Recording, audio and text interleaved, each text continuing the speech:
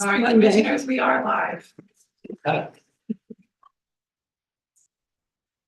Call this March 25th meeting of the Riley County Commission to order. Please, everybody join me in the Pledge of Allegiance. I pledge allegiance to the flag of the United States of America and to the republic for which it stands, one nation, under God, indivisible, with liberty and justice for all. Good Monday morning. Good morning. Had a little bit of weather last night, some rain. I haven't looked at the rain gauge yet. Not much. We got hail last night too, about 12:30. Oh, I did not hear I that. felt it bouncing up against the screen, in the bedroom window. Maybe that's why I woke up. Yeah, it was pretty small, but still. Yeah. Now they're talking 50% chance of snow tonight. Yeah. Okay. Wind's Yeah. gonna switch to the north. Yeah. We'll get our second winter, I guess. It's still March. Yeah. It'll melt pretty quick. Yeah, be back up in the 70s before June. So. Okay, well, with that said, we'll move on to some public comment this morning. Anybody? Okay. If you can come up to the podium and state your name and we allow for 3 minutes. 3 minutes. Yeah. My name is Frank Nigro. I've been a resident of Manhattan since 1969. And we have a couple of issues concerning the dog park at Otsego. And one of the issues is that we don't have any shade. The little bit of shade that was out there, Charlie cut them down the other day and it was out. And so now we sit out there with the sun hitting us and the wind, north wind in the wintertime, no shelter to get out of the wind. It's absolutely bizarre. There's no grass. It's a mud pit out there. And Charlie's outfit put some chips out there. And that helps somewhat. But we still, there's a half inch of rain and the dogs are all wet. And kind of bad situation. 2 years ago, there was nails, rusty nails, glass, screws, staples, and even a piece of barbed wire. A bunch of us were picking that up off the dog park, throwing it in the barrels. I called up Mr. Willis, took a picture of it and said, hey, we have this, maybe people are throwing it into the park. But there was several of us that were going out every day, picking up all this stuff. And I haven't seen anything now for over a year. So I think maybe we got that situation taken care of. There's sandburrs, Mexican sandburrs. They're really sharp and they stick in dogs' paws. And John is out there and he takes care of that park. I believe that's what his name is. And I said, you need to shut the park down and spray. Couple of days, 3 days, 4 days, whatever it says, and then we'll kill all those sandburrs. He's out there with a shovel guy, and he's trying to, break them off at the one at a time at the root system. And that's not going to happen. They're pretty prolific, and they're really disgusting plants. So when there's no grass and the wind is blowing, we get sandblasted, and it's just clouds of dust leaving that park. And if it's going for the north and the next day the wind's blowing from the south, we get sandblasted again. The park is very uneven. And so consequently, when you sit on those benches, you're teetering back and forth. Charlie and Sandy were sitting on one end, myself and a guy named John, and I don't know who the other person was sitting on the other. Both he and his wife got up at the same time and that bench went right over and I stopped everybody with my leg. It was black and blue for about a week. And I'm lucky I didn't break it. Really. Yeah, so anyway, we need a shelter. On the south end of the park, there's 2 shelters and those shelters are under trees. And here we are sitting out there baking. I don't understand why it would be so hard to put up a building and so that we could get out of the wind in the wintertime and get out of the blazing sun in the summertime. Anything else you want to add, Charlie? Oh, yeah. All right. Well, thank you. Thank you. Thank you. You had your 3 minutes, Frank. I'm sorry. Oh, you want to say something? Go ahead.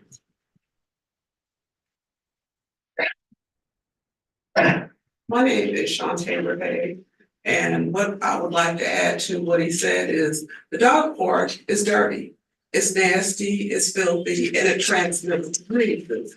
You do have a sign up there that states the dog park rules, and they're pretty clear, but the problem is there's no one out there to reinforce it. I don't know if the city, the commissioners, you don't want to spend the time or money into it. So I sat down and I thought about it. If you don't want to invest any money into the dog park, there's a lot of students running around here. You could give them an opportunity to volunteer at the dog park to pick up poop. And what I've tried to explain to several people, waste, it carries diseases. It seems like people are oblivious to it.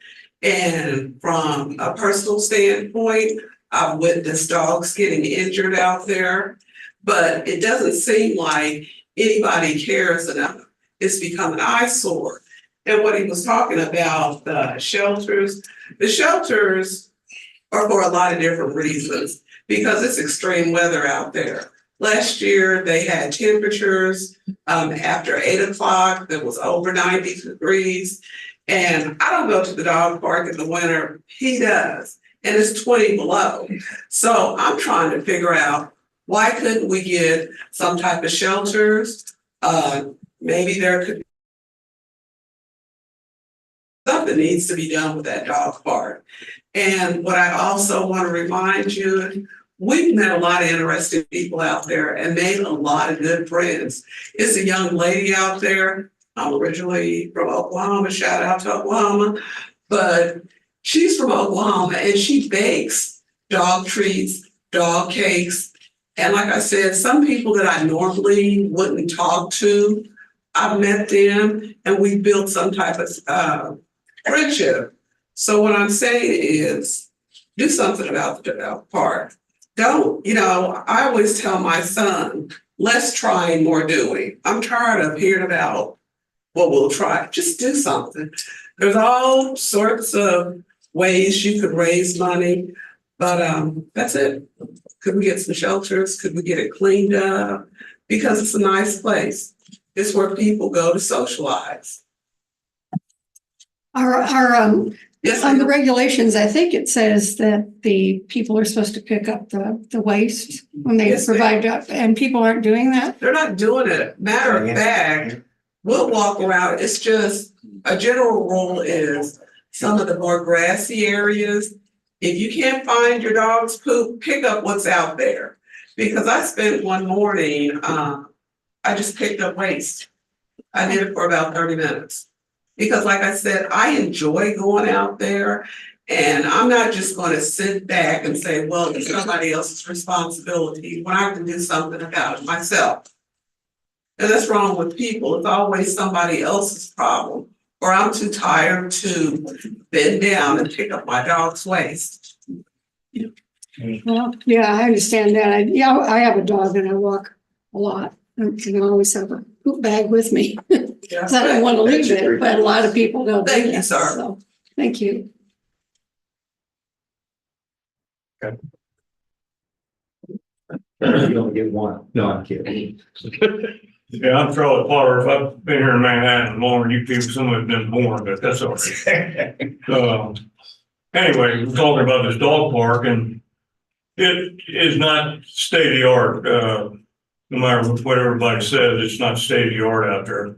But what Frank said and Shantae said, but there ought to be some kind of a canopy out there. I mean, maybe not a full-fledged building, but a canopy to people can stay out of the sun.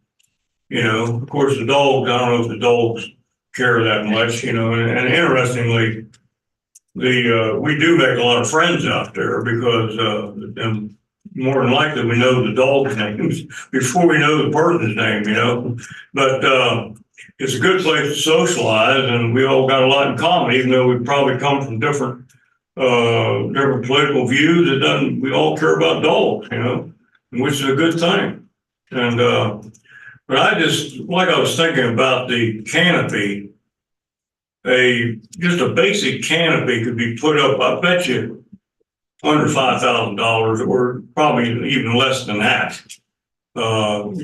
Put some poles in a frame on top and then cover it with either tin, or you could put canvas on it. But of course, it's not gonna last as long as canvas, but probably tin.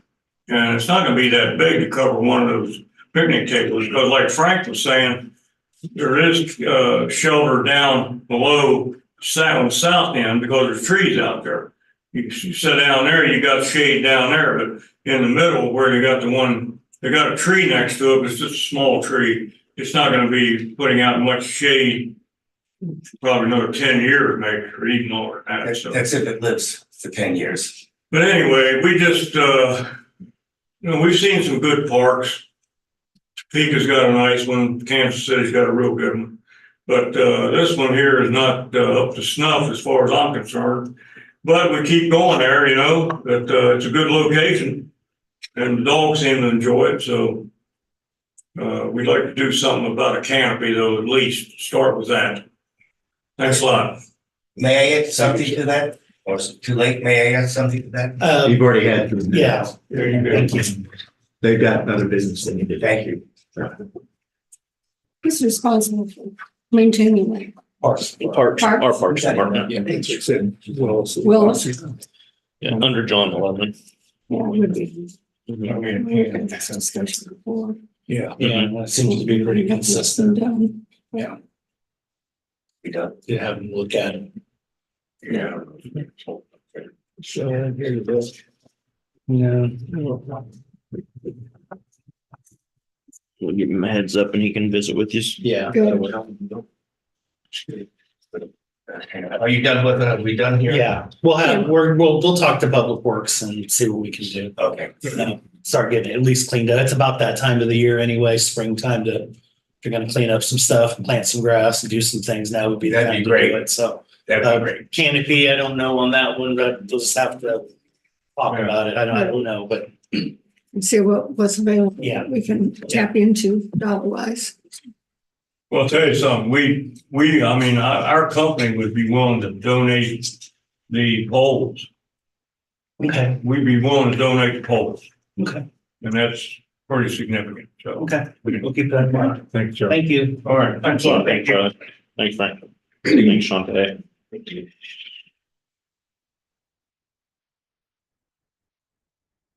About a week or so ago, somebody else was mentioning that to me out there. Oh, really? It was getting- I was getting a little ratty, was the term Well, they used, so. came in last year.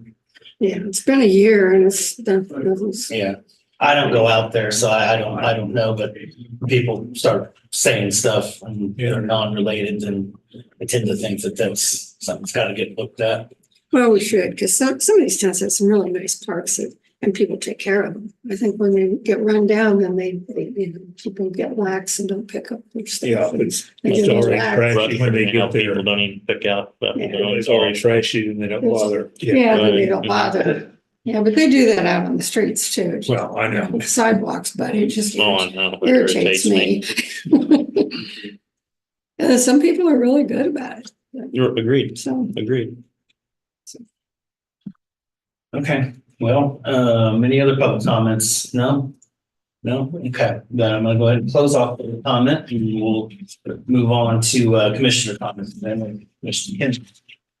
Okay, well, Thursday afternoon was the city county meeting. We got updates from Vicki James on the Food and Farm Council of Raleigh County, and then from Danielle Holgren on Kansas, Konza Prairie Community Health Center, updating us on what each of them are doing and how the programs are going along. And then Friday and Sunday afternoons, I spent the NCAA tournament games in Bramlage, a win, a tough loss in the women's season. that's too bad, yeah, Mhm. sad. Yeah, packed house on both It games. was, it was full. Pet town too. It's good. There are a lot of people in town. Okay. Okay. Well, Thursday, I did have an appointment with my surgeon in the afternoon, and then I attended the city county meeting at City Hall. And presentations, as Commissioner McKinley said, were made by Vicki James and Danielle. So, and Vicky, she's been working on the advisory board for a long time, and they've done a lot of good things with food insecurity and education and working with farm and food and really working on the importance and need of healthy and availability of food. And she wants to retire. She's been talking about this for a long time, but she will be coming back and asking for some money from each of the government groups, the city and the county, to help fund part-time director to take her place. And then she said she would continue to work part-time on a volunteer basis, but she needs somebody they need somebody to have a person to really take over the program. Danielle Hovren on the Casa Prairie Community Health Center, she presented the numbers of people that were using their services and how much more needs to be done. And she said, especially in dental health is really critical. Then Friday I went to PT and then came down to the office and did some work. Went through the agenda and documents for today's meeting. Got a copy of the proposed personnel manual. Started to go over it, but didn't get a chance to go over the whole thing. So, but I did have a short meeting with Elizabeth Ward, and then I went in and filed for second term on the commission in the clerk's office that afternoon. The rest of the weekend was pretty quiet. Did some minor yard work. I'm able to do a little bit of that. And then I had several meetings with some people, and then I went on Sunday, went to Palm Sunday services at the church. So yeah, busy week because it's Holy Week. So yeah. That's all I've got. Okay. As for me, it was a little bit more quiet than typical. I too attended the Thursday afternoon joint city county meeting. You guys summed that up pretty well, so I don't really need to say much else. Saturday, I attended a Northview community cookout. Included students from the K-State Landscape and Architecture Department to discuss some potential opportunities for the neighborhood.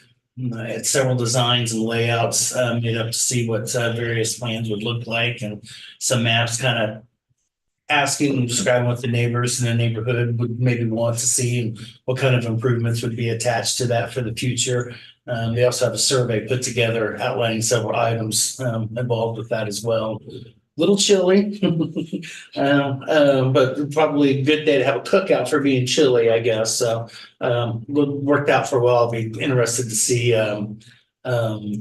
what was said and what input was had there. So, and then of course over the weekend, the girls' team had quite a tough loss yesterday versus Colorado, and K-State baseball 3-game sweep against Houston. Currently 17-6 and in first place in the Big 12. That's just after the first couple of weekends, of course. So see how things go. Gets real this weekend versus Texas. So, and that's all I got.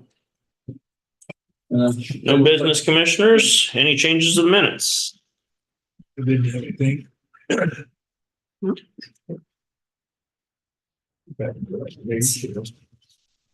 Well, I would make a motion to approve the minutes of March 21st for the Board of Riley County Commissioners as presented. Second. Moved and seconded to approve the minutes from the March 21st meeting of the Riley County Commission as written. All in favor? Right. And out of tentative agendas, look, commissioners. Good. Any items for next week's press conference? On the first, right now it's pretty short, but I'd like to make sure it doesn't get past 11:30. I've got a 12 o'clock meeting in Randolph. Oh, Don't go past, what time was that? Probably 11:15. I get Randolph. yeah, it's about 30 minutes Yeah. probably up there.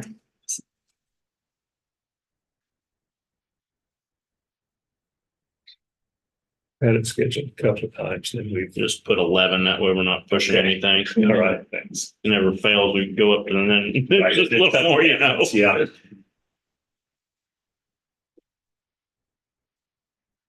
Okay, commissioners, next you have Sheila Williams at 9 o'clock. Yeah.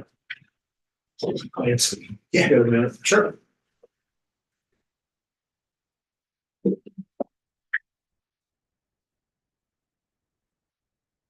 You have to be very comfortable in here today.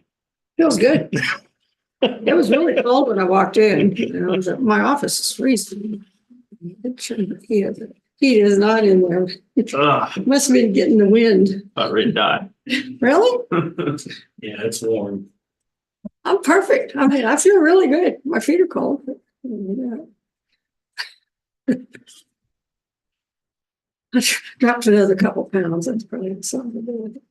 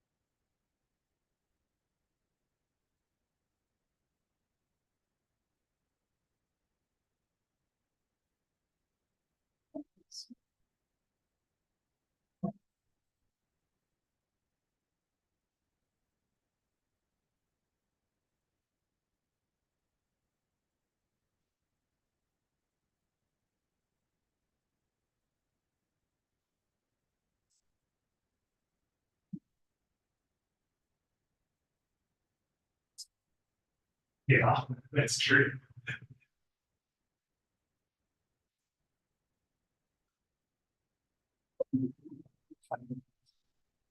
Everything okay? It wasn't you. It wasn't you hitting the floor. Oh, okay. I opened the helmet and it slammed shut. Must not have any pads on it. Thanks for checking.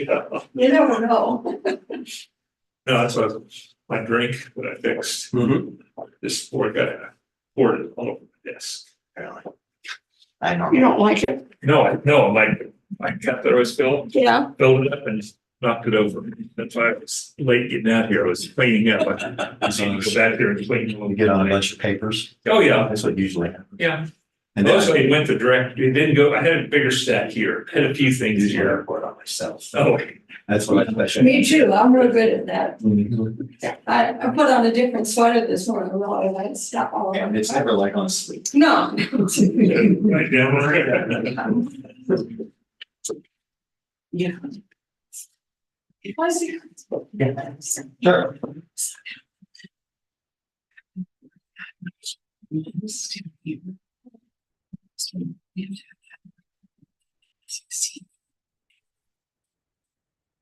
Was this?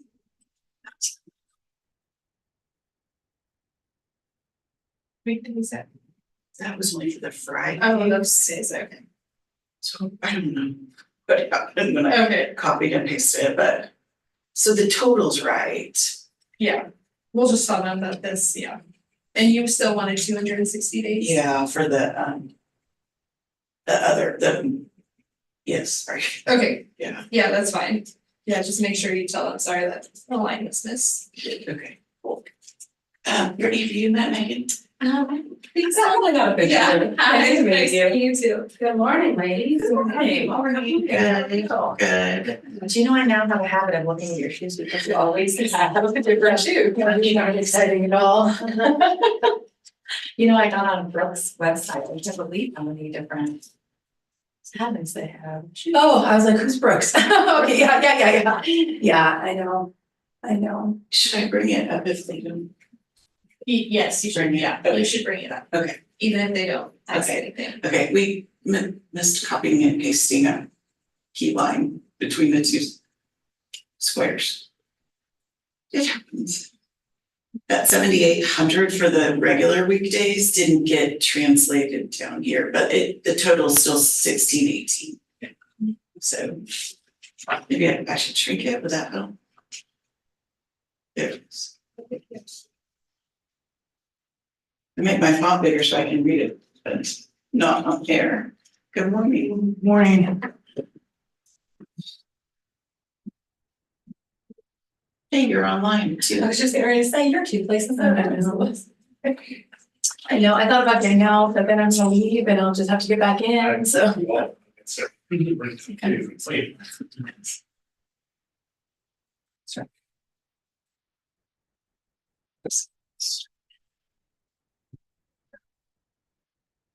Can I get to the tea shop this morning? Yeah. Rather than late, I'll just go later.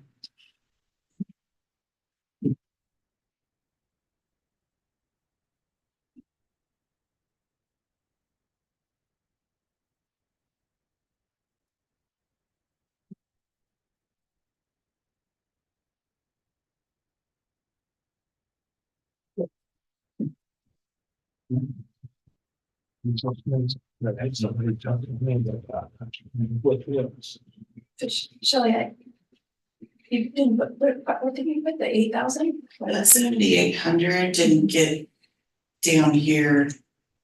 Right, but I don't understand that line that says both on-call coverage pay is 8,300, but that's not for both things.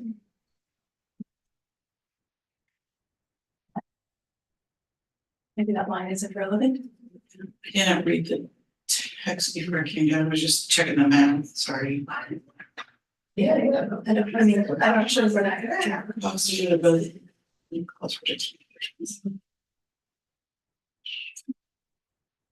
I think that's. Oh, that's the hour. That's simply, but it says for both, so I think that's simply the 420 hours. Yeah, I think that 83 is just the hourly. So Is that what you said? So do you know the total on call for 20? Yeah, it's at 78. No, I mean the total for both. So like you see that it says 24 is 20,000, do you know the? Should be the 26,000. We got total between the two. So the math isn't gonna work out, if the total is correct, 26,000. Yeah. Yeah, there's just one. Okay. It's nine. Yeah. Okay, go ahead. I will attempt to summarize the pages up above and then get right to the money issue. As you know, high-risk felony probation does not start at 8 a.m. and does not end at 5 p.m. And it's not Monday through Friday. And as a result, what that often causes is scheduling challenges. Prior to 2018, we had a full-time position dedicated to juvenile intake and assessment who handled all intake calls Monday through Friday, 8 to 5. And due to flat funding, we were unable to fill that position, thus having to implement the model that we are following today. Then in 2020, we had to lay off another position and that reduced our workforce even further.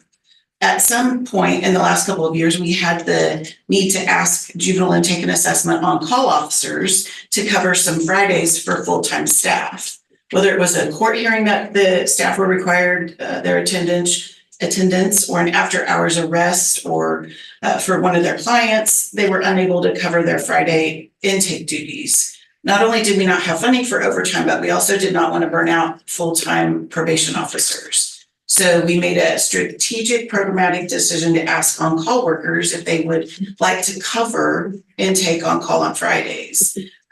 To date, we have been able to get Fridays cover with them volunteering to work, of course, and get paid the stipend, but not realizing it was more than a programmatic decision as we were saving money. We did not come and ask your permission. So today I was here to ask your permission, approval for allowing on-call officers to cover on-call Fridays as well as other days where full-time staff are unavailable. What has happened in addition to just Fridays, for example, all staff training days, whether that be through you folks on Columbus Day or a mandated Department of Corrections training that we all have to attend. There are days throughout the year where we are unable to respond to the police department within that 30-minute requirement with just our regular full-time staff. The 2024 budget up above includes the stipends, and then below, we somehow in the translation of our numbers, the 7,800 number from up above did not get inserted below. However, the total is still the same for the stipend. The daily fees is at $18,121.40 versus the $16,253.01.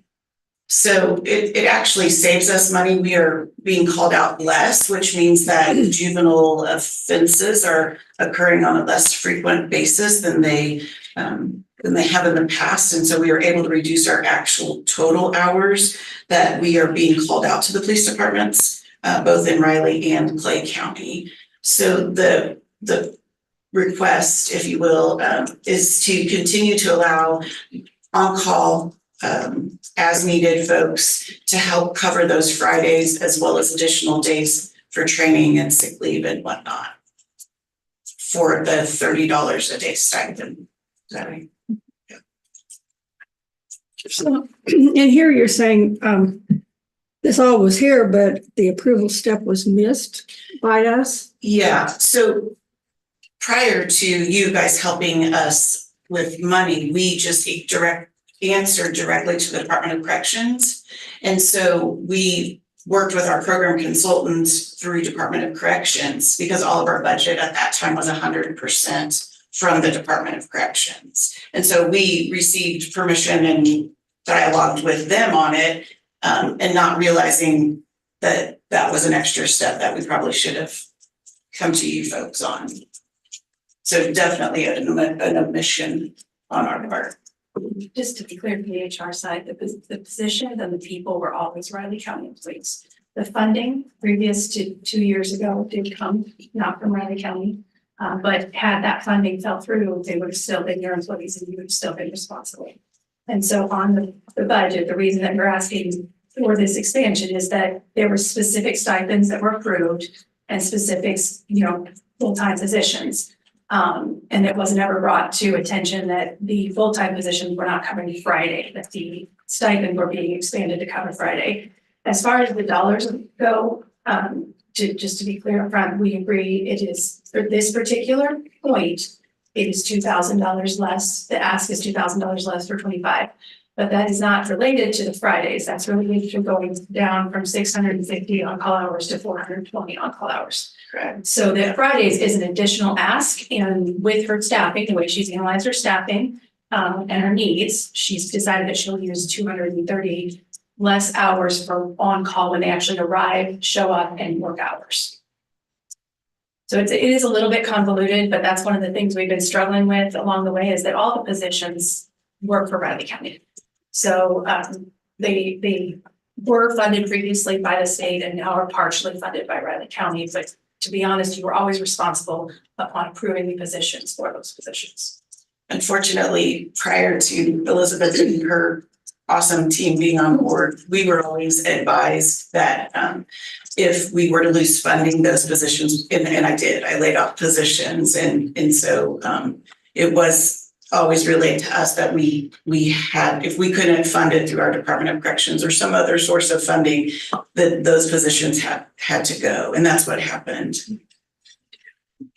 Go ahead. Shelley is right on that part, just so you're clear. When the commission didn't subsidize their pay, the commission said, okay, if you don't have funding, you have to lay them off. Right. It could have been a county commission responsibility had you chose to pick it up, but the policy was before not to do that. So Shelley's correct in that. But so I guess my question is on the second set of weekends. So the 30 days at 52 days per year, which is every Friday of the year, no full-time or working on Fridays to cover that. No, not to cover. Because you don't have on-call for anything else. Not to cover juvenile intake, So no full-time staff are working juvenile intake on Fridays? not the on-call piece of it. They're doing the cleanup from Thursday night and any court that's on Fridays. But you don't have that for every other day of the week. No, I kind of laid out what their responsibilities are up here, and maybe I'm not understanding the question. They are covering the on-call duties Monday through Thursday. There's 4 of them that rotate. Full-time staff? Yeah. So why don't they do it on Friday? So I don't have a 5th person. I delayed that person off in 2020. And if they were to take on another on-call position, that's another day every 4 weeks that they have to block off where they can't meet with felony probation clients. And their felony probation client jobs is their priority. 20% of them comes from juvenile intake and assessment, which is 1 day a week. 2 days a week messes with the splits and the funding formula. But more than that, honestly, it's because their primary job is meeting with felony probation clients, not juvenile intake.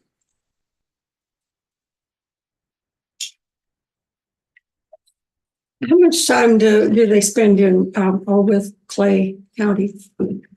Well, Megan's here, she could address that. We probably have an on-call situation during the day once every 2 months. But Megan covers that.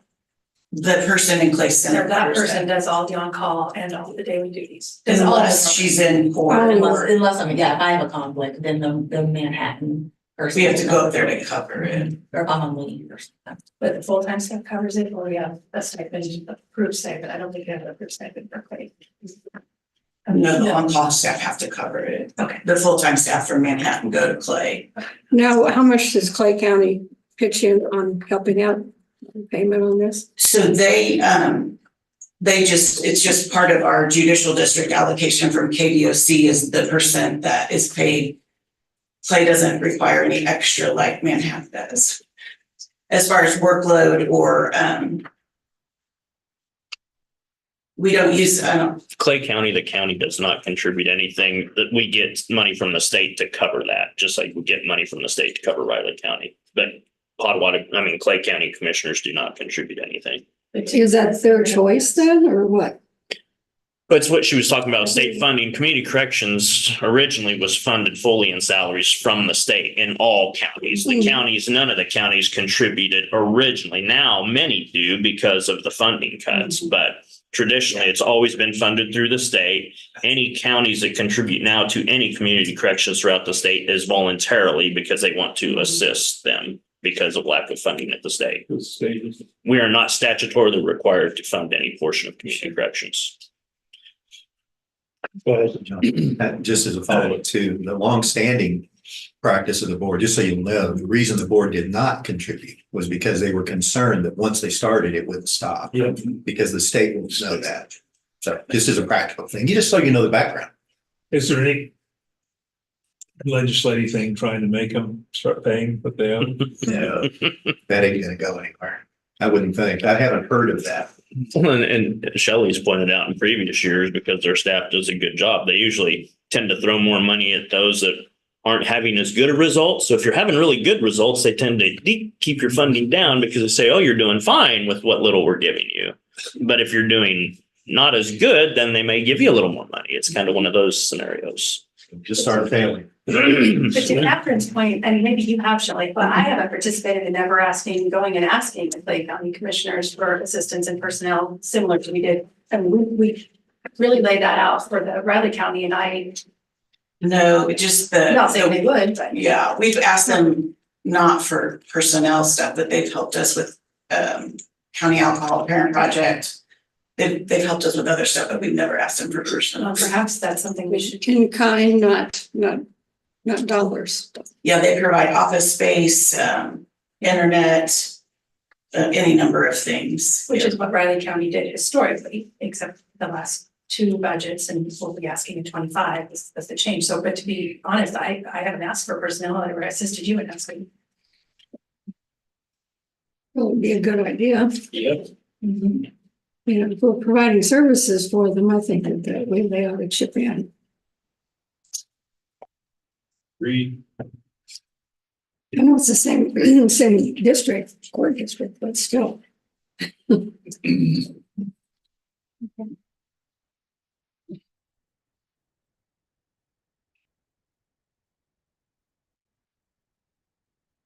Really, just in summary, allowing this to continue really preserves the burnout that tends to happen in the field of corrections. As you know, we deal with difficult people every day, and having the ability to not schedule this, it would be huge for the staff as far as burnout.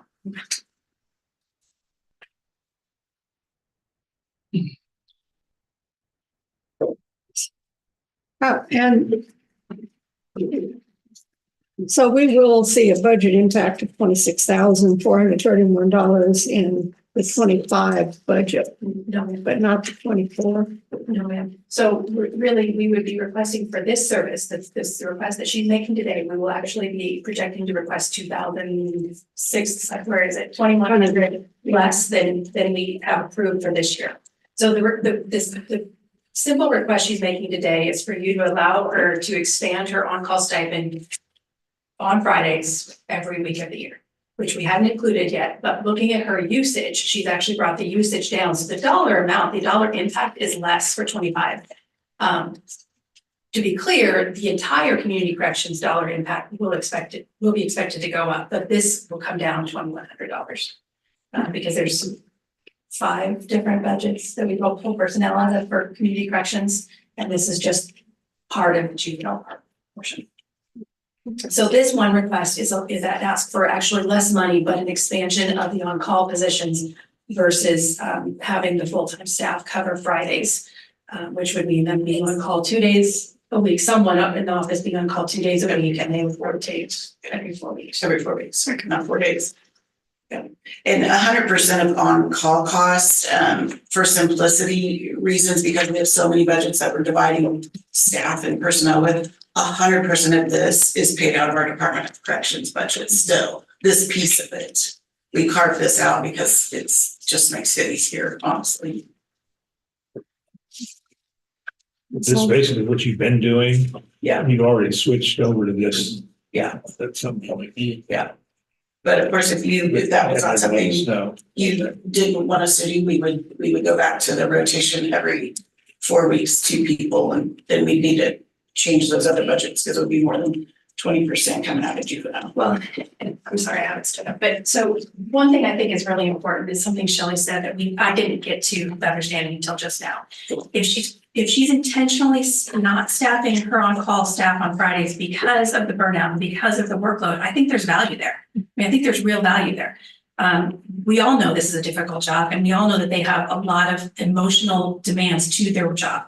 So if being on call 2 days a week is what's going to cause us to lose staff or do a poor job, this $30 a day, in my opinion, is probably worth it. But that's the part we didn't have transparent, we didn't have clear.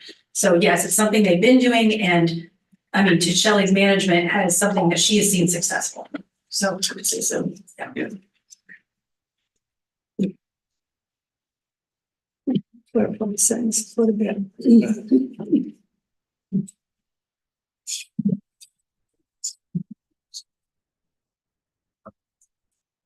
One more thing, the state doesn't cover, we have to pick up, basically. Overall, yes.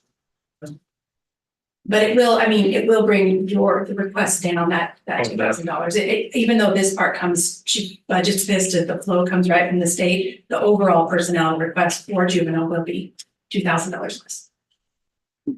Okay.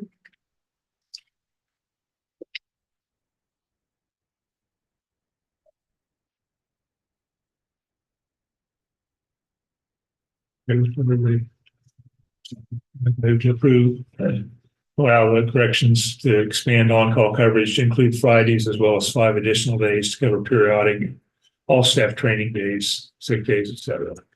I would second that.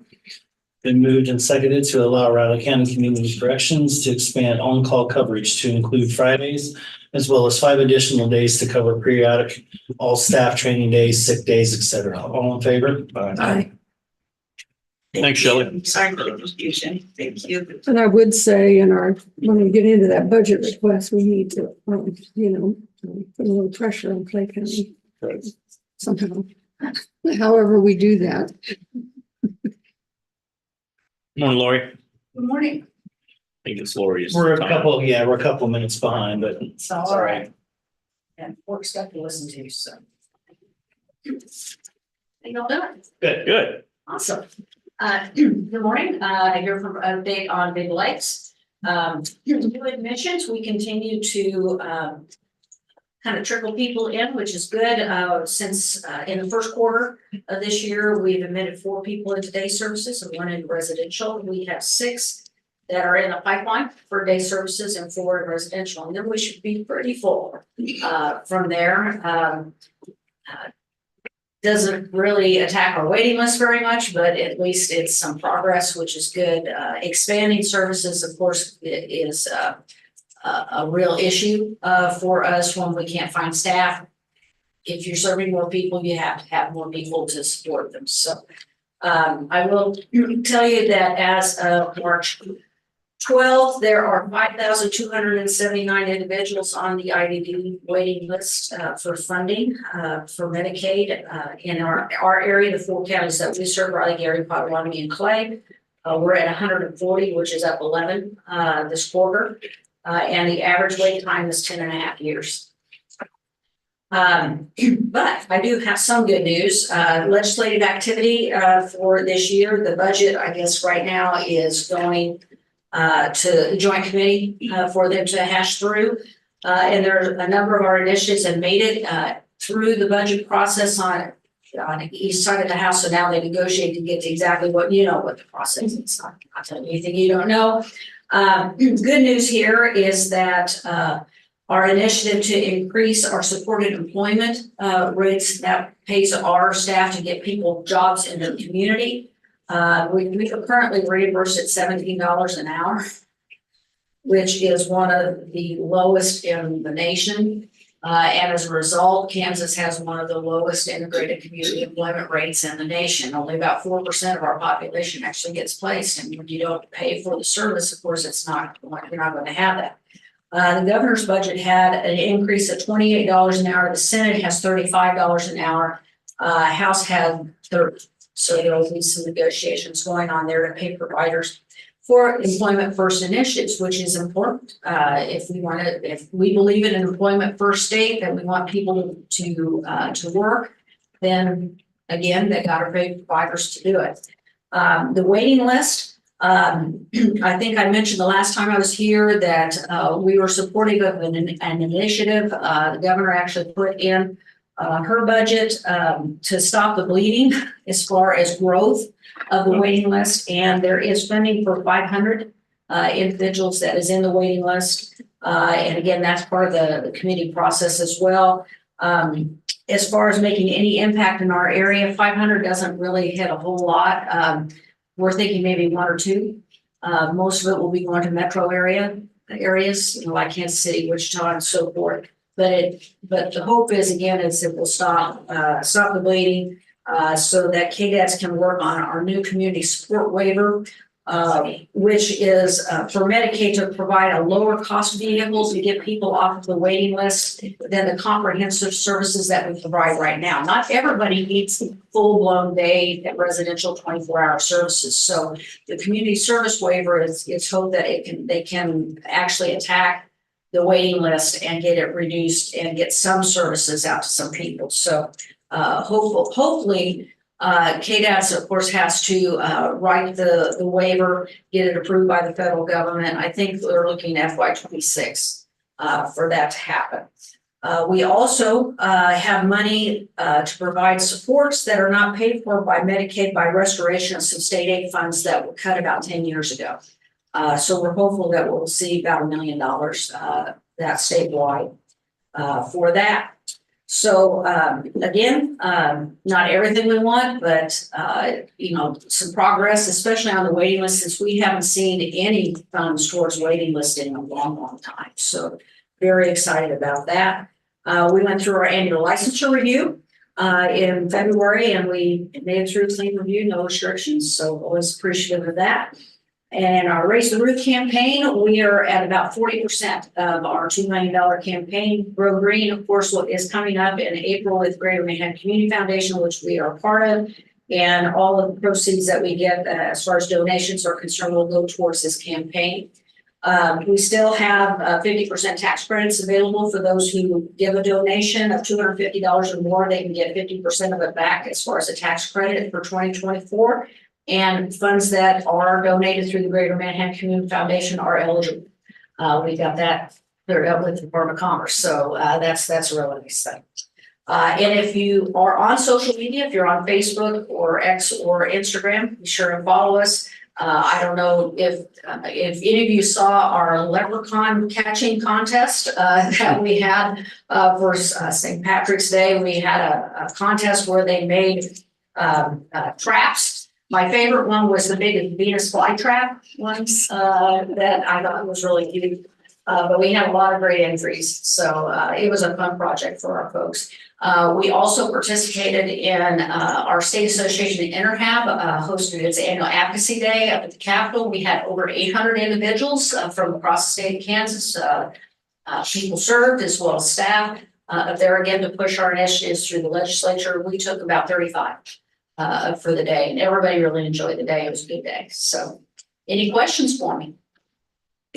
All right, well, that's it for me. Have a great day. Thank you. Commissioner, a press conference at 9:30. Okay. I was wondering where that was.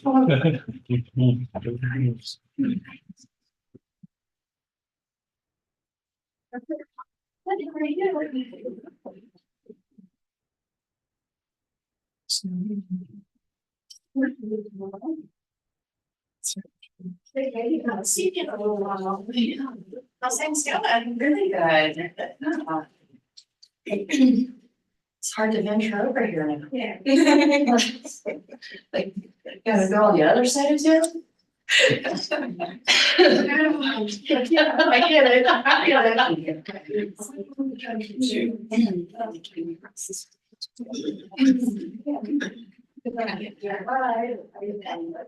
I think that was Stephen Booster's question. So I start going through reading.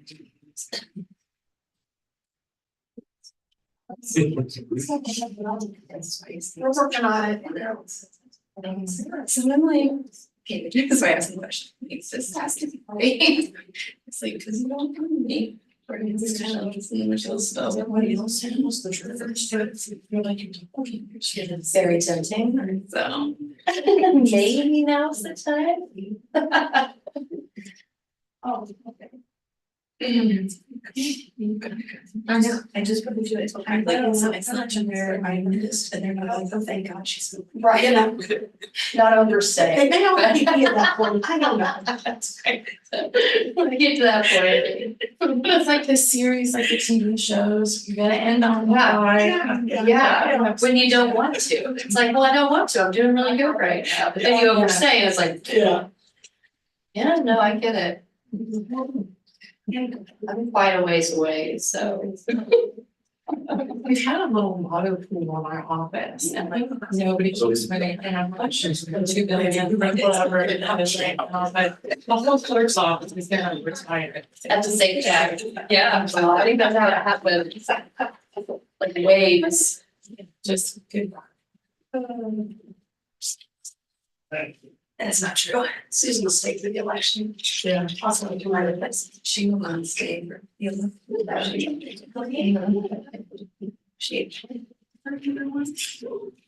Oh, yeah. Oh, yeah, and then you're going to there.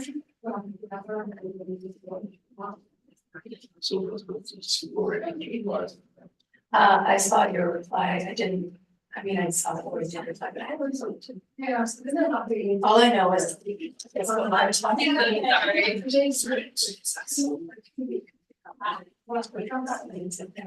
gonna do correct. Your JD said something that's.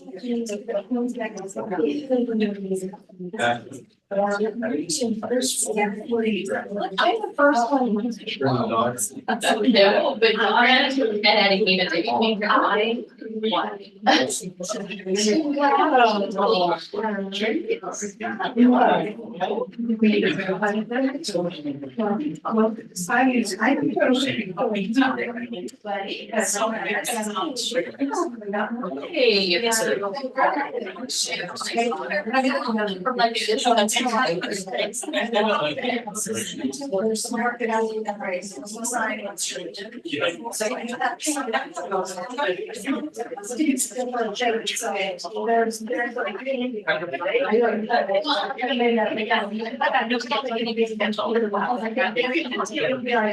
Oh, that's. Well, when we're looking on the onboarding and around, you know, when they got to the IT wants to sit down and walk through the procedures, I mean, that's nothing. There's open, so you need to. Maybe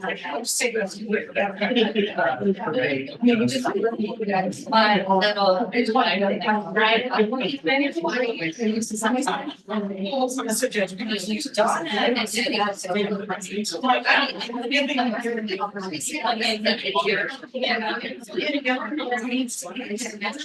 And then just, you know, check it.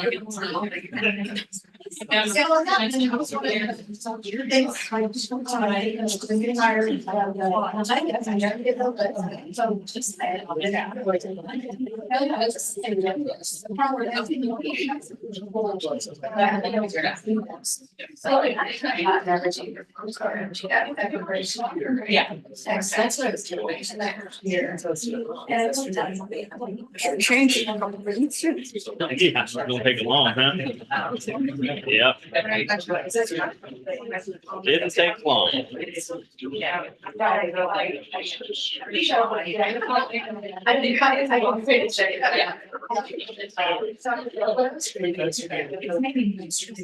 Before I leave into the.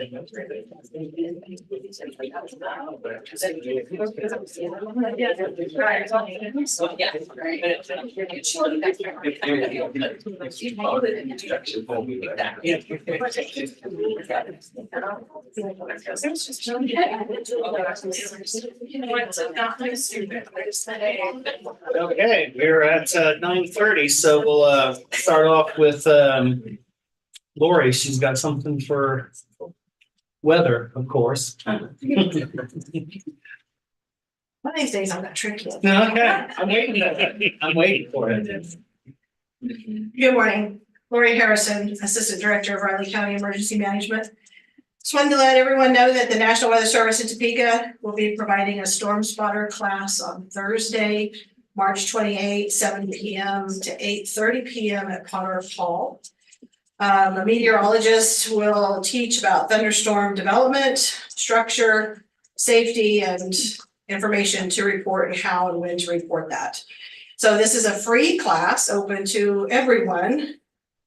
And it's just great information. So if you attend, you do not need to become a storm spotter. So don't let the name of the class throw you.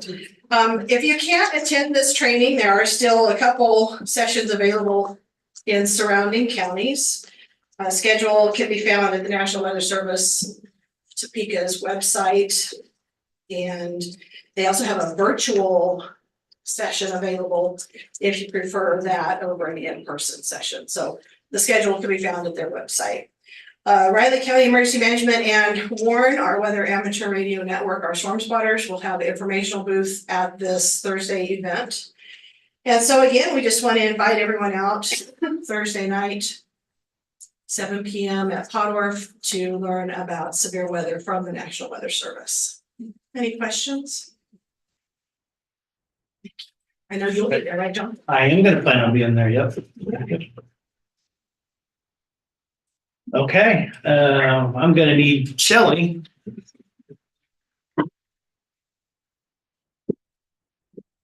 How many more days? Like 4. 4. I'll just toast to you for 30 years of service to Riley County.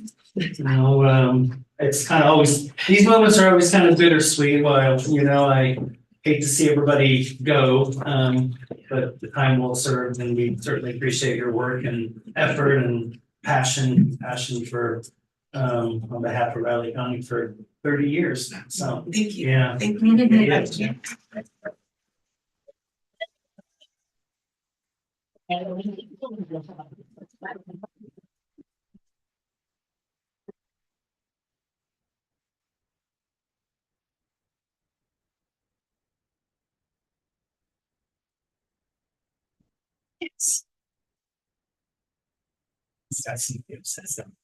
Yeah. Oh, so go ahead Okay. and speak first. Yeah.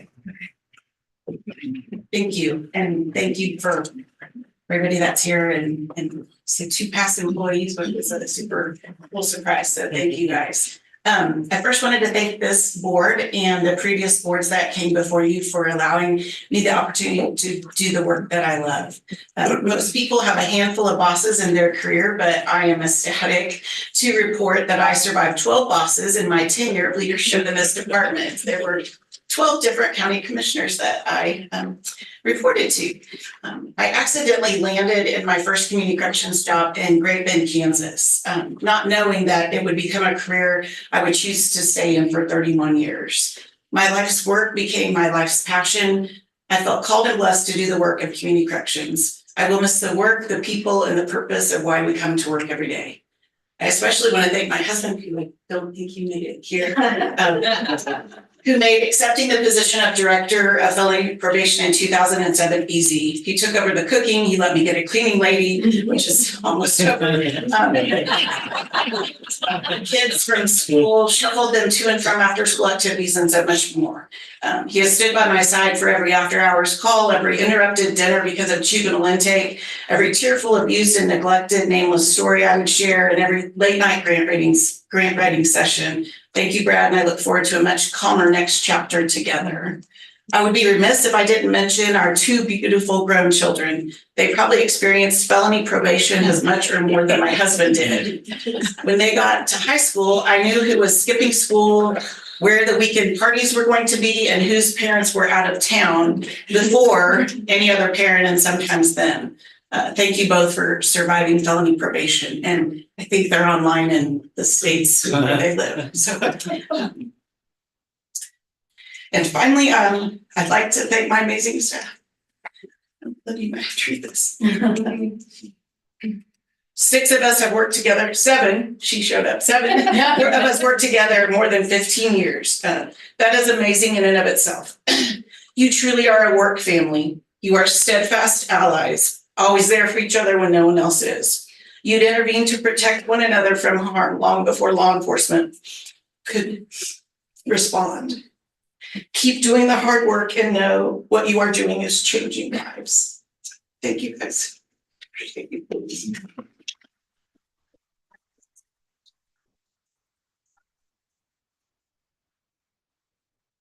I'm Linda Teeter. I'm the chair of the Joint Corrections Advisory Board. Now I'm going to cry.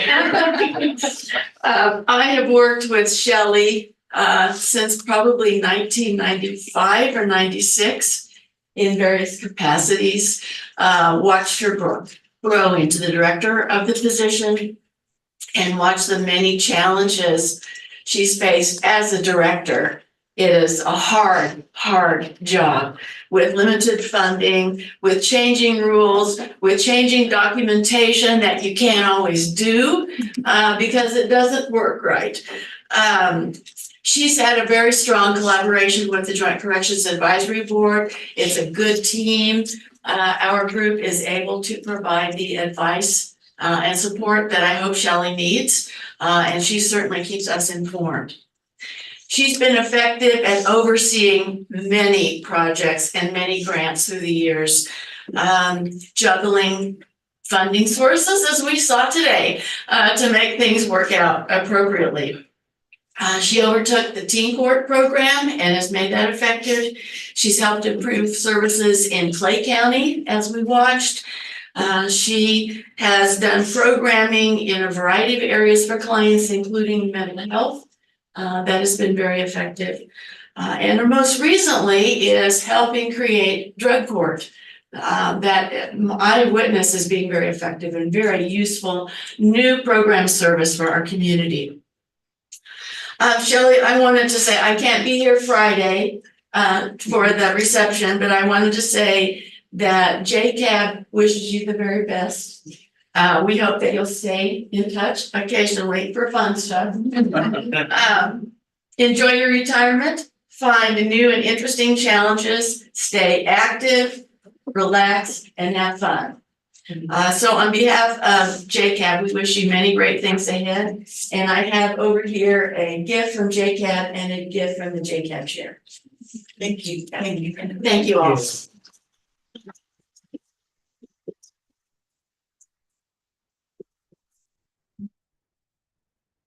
That's funny.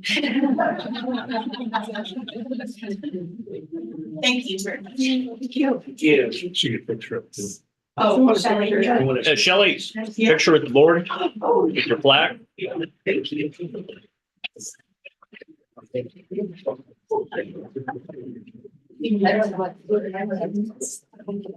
Okay. I'm gonna hold this and hand it to you because you're. Okay. Yeah. Careful. Well, hers turned out really good.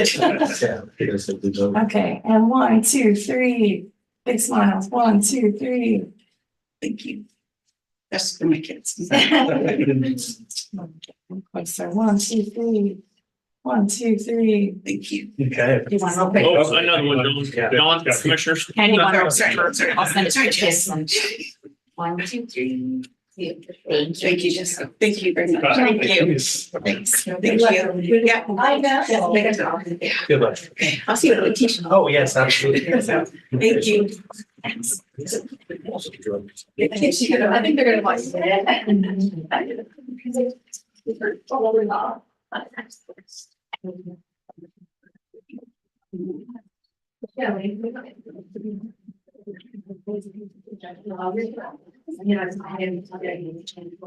Almost time for Amanda Webb, commissioners.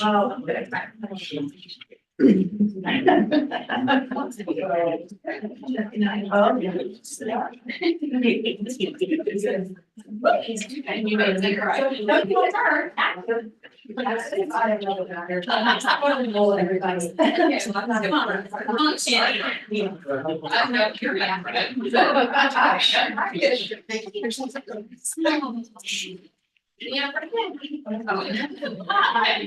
Your hat on. I wanted to have on. Yes, just a tap. There you go. Oh, thank you.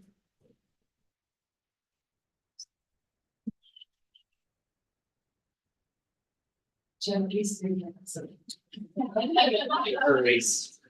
I'll talk fast.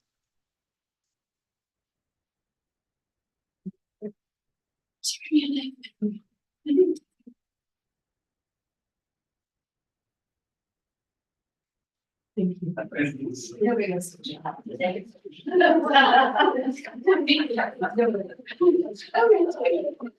Okay, go ahead. All right.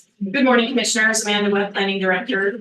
I am here with our monthly comprehensive plan update report. But what I'm going to spend our few minutes together doing is talking about consultants. You might remember last April 2023 spring, we issued a request for qualifications for professional services. We sent it to about a dozen different firms in the local and regional areas. At that time, we had about $25,000 allocated to the comp plan update project. And just listed there are the different items that we requested of the consultant within the scope of work. Sure you further remember, we unfortunately did not receive any proposals. That dollar amount that we put in there was just based on the information we had available at the time, and of course, just wanting to be financially prudent with our funds. So again, we didn't receive any responses for that. I also talked to staff from K-State who just didn't have the availability at the time to help with the process. And I also talked to folks at Wichita State that were going to maybe help with some of the facilitating of the committee meetings, and the funding that they needed didn't really fit into what we had allocated at the time. So those different avenues unfortunately just didn't result in consultant availability for anybody outside of staff to assist with the project. So we went ahead, we wanted to get going, get the project underway. And we wanted to go ahead and just attempt in-house with the existing staff as a cost saving measure, and again, to get the project underway because we didn't want to get started. So we have been able to complete many of our initial steps in the process. We've done a lot of the background work, a lot of public outreach, public education, gathering input from folks.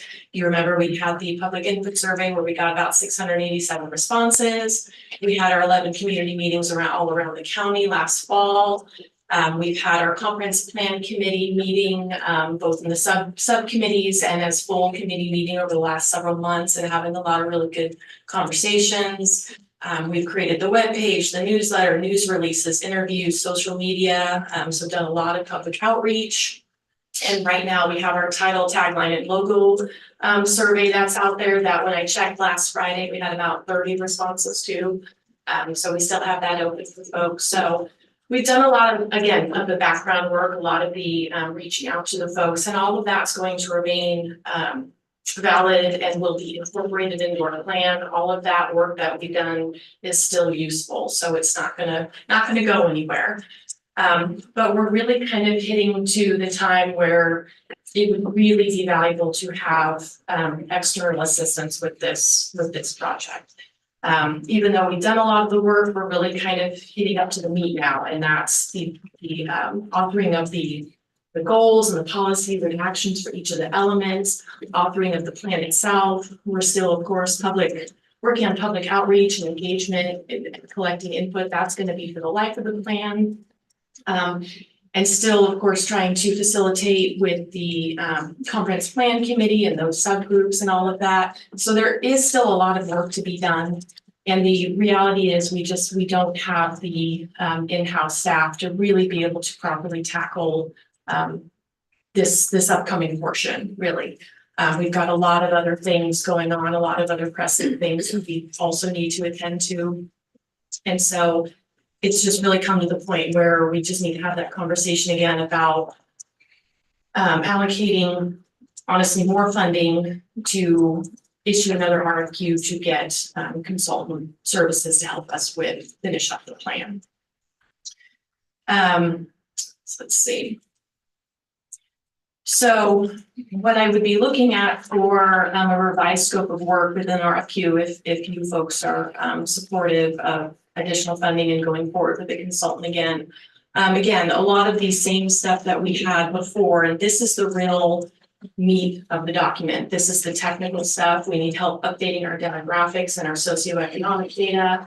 That's technical stuff. Updating our current and future land use inventories and associated maps with all of that. And again, authoring all of the goals and policies and actions, really collecting all of the information we've gotten from the public and from our committee members and all of that, and putting it together into into a document, of course, but of course broken into those goals and policies that accurately reflect what we've been hearing from folks. So, and I do note that we're still looking at the end of the year. However, the reality is if we can get a consultant on board, once that person starts, we can have that conversation and probably honestly redo the timeline a little bit. My guess is it probably will have to bump into early next year. You know, I want to keep things moving, but I also don't want to be like, we need to go and sacrifice a good quality plan. So it's more important we get the plan right than to finish by the end of the year. Again, I don't want it to take years and years by any means, but you know, I'm working towards the end of the year, but if it needs to bump out, that's okay. So the fiscal impact. So I've talked to several of the planning firms, a handful of which I sent the original RFQ to, and then a couple others. Just a quick side note, if you folks are amenable to this and we send out an RFQ, lots more people than just a couple firms I talked to recently will get it. I just kind of wanted to get an estimate of costs, you know, based on what that we've already done and what we're still looking for. Can you give me kind of an estimate? Can you talk a little bit of what that might realistically cost? So again, I talked to a handful of planning firms. I talked to a few of my colleagues around the state that are doing various long-range plans. They're not necessarily all exactly comprehensive plans, but long-range plans and some version strategic plans, other things like that. So long-range plans in general. And with the information I gathered from those folks, from those conversations, and again, to support a quality plan, I think realistically, we need to be looking somewhere between 125,000 and 150,000 for this project, for a successful project. We do have 25,000 previously allocated from the economic development funds. We've spent about 2,200 of that so far on various public outreach efforts. So we have most of that available still. So I'm requesting and recommending a not to exceed $150,000. So if you folks are amenable to that, that would mean an additional $125,000 allocation to go with that 25,000 we already have. So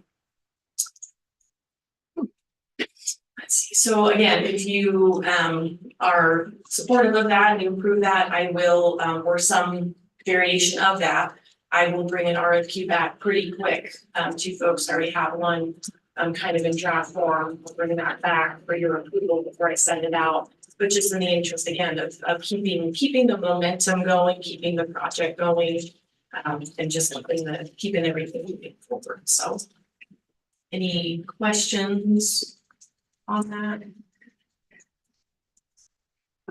So you're saying the original $25,000 request, was that way too low according to the planning department? Yes, yeah, absolutely.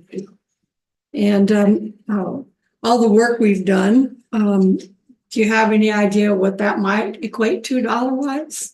I really don't honestly, because again, we did all of that in-house. The roughly 2,200 we spent was purchasing a subscription to the Alchemer software to do the surveys. And then some of the mailing costs for sending the notification cards and whatnot. Most other things, honestly, we just kind of absorbed into our planning and development budget, which we were able to do. We weren't over by any means, but it was just staff time mostly. So, so I don't really have an exact dollar figure to give you. But it will be a start, and you don't have money in your budget to cover this kind of a. correct, not that amount. I was just kind of worried about it coming out of economic development, that being a slush fund, and I don't that's what it sounds like. I don't know. I think if there's other funds. We have 99,000 available. That's just for this For the year. rest of this year, Remember, that's more than likely be a 2-year project. That's what I meant to look up. I Yeah, know you give us this report, but figure that out. Yeah, Last well, meeting. can it come out of other funds? Well, it can, but I always recommend if you have a project for transparency, it's best to keep it all in one place. So if someone wants to look into it, then I'm going to hunt 5 different funds to see where you paid for a specific project out of. I think it fits perfectly with economic development. There's nothing that more closely ties with economic development than this. That's where we did the land development regulations out of as well, because of that project a few years ago. So if the board's amenable, over a 2-year period, allow her to have, allocate 150,000 in total to the entire project. I think is what you're asking for. Yes, correct. And you don't put that number on the RFQ.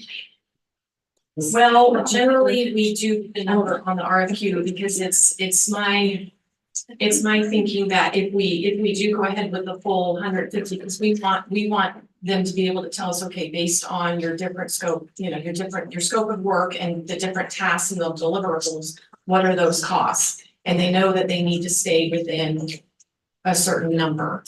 And so it honestly can go both ways. Sometimes putting that number there is opens up more than what you might want, but then not putting the number there, it really can go either way, honestly, with the interpretation of how people respond to that. So. It was well known, we only had 25,000 out there last time, and hence why we got no one. People say. Yeah, too much work. Yeah, way too much work for them now. I think for the money being spent here, it's gonna pay itself back over the course of time. This is a very, very important document for what we need to do moving ahead. It really sets the catalyst for some plans, some things that we need to see happen over the next 10 years plus. That's what it's gonna take, and taking some of the stress off the department at the same time. And we've got to project some of this outward, but not so much inward. And it's, I think, having a different set of eyes than internal will be good for this too, and necessary to develop a plan we can all center ourselves around and be comfortable with. I don't have any issues with it. Like I said, it's going to be 2 years. We'll have plenty of eco money to cover it, and that's what those dollars are there for.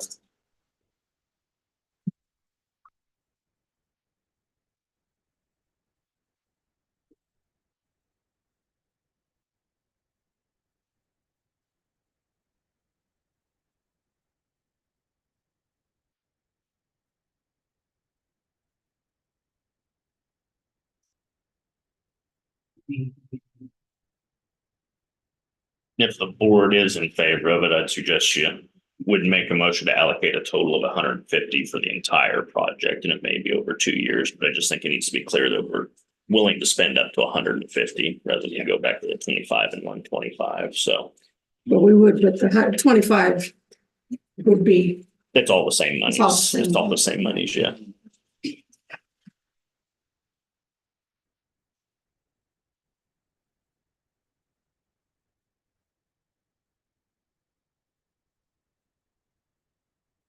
Any other questions? Yeah.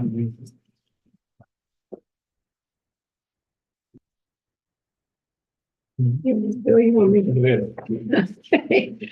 Okay, I would make a motion to allocate an additional, do we want to say 150,000? I'd say a then? total of one. A total of 150,000 from the Economic Development Fund to hire a professional consultant to finish all the remaining elements of the Raleigh County Comprehensive Plan update. I'll second. It's been moved and seconded to allocate an additional 150,000 from the Economic Development Fund to hire a professional consultant to finish all. Not an Total. additional, not an additional 150,000. You change that on your chart, John. Sorry. To allocate 150,000 from the Economic Development Fund to hire a professional consultant to finish all remaining elements of the Riley County Comprehensive Plan update. All in favor? Aye. Thank you very much. Thank you, Amanda. I'll have a draft RFQ before you folks very soon. Next, Commissioners, we have the presidential preference primary canvas at 10 o'clock. Okay, Amanda. About 5 minutes, I guess. Yeah.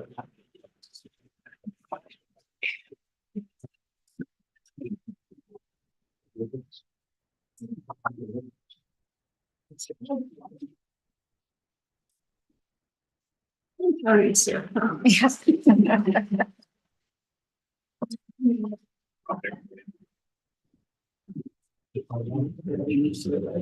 Yeah, that's the only time I use it. Would you like one too? Sure. You got enough. I do. I Thank was you. printing out one. Thanks.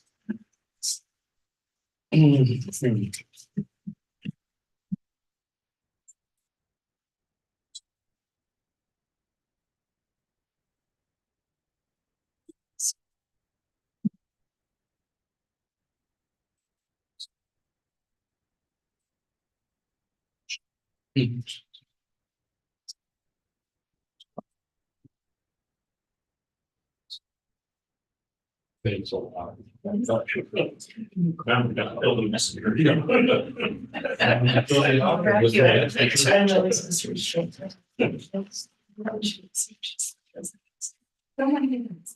mean, there's one. That's crazy. Yeah, just so you know, when you're killing the messenger, it has very little repercussions. Speed up to me, they could all be happy. A lot of times this is just like go. Like that color.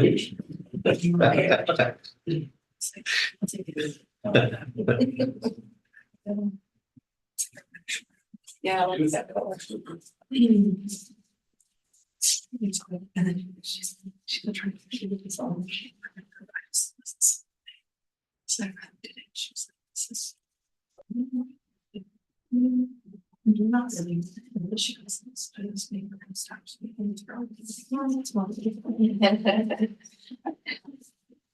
That's not anything.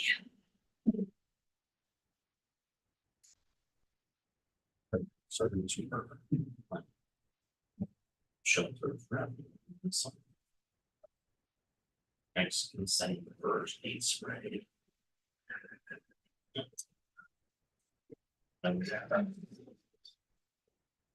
Just give you an idea of things.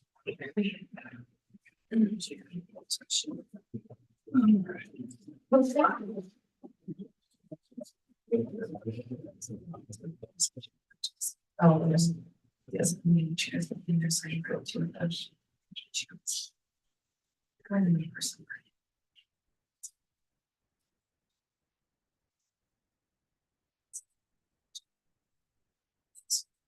That's all of what there.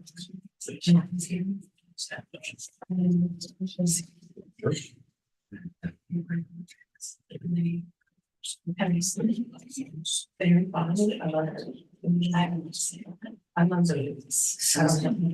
They're so good. Susan, yeah, I just. It's hard for me to watch videos. I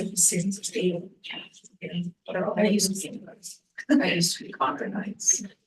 You know, it's that was me down the phone. Yeah, and they cultures, I don't know, just one. It's Saturday. It is Saturday. It's pretty.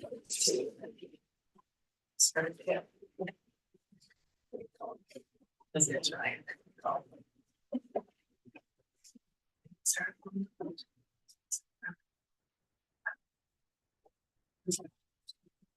Subject to it. Fake Patty's Day and Oh, yeah. That's right. something from the university. I found think of that this morning. I couldn't think of it. What's this?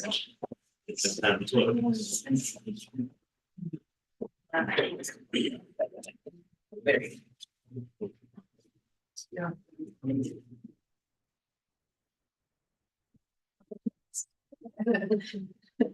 I like to look at that.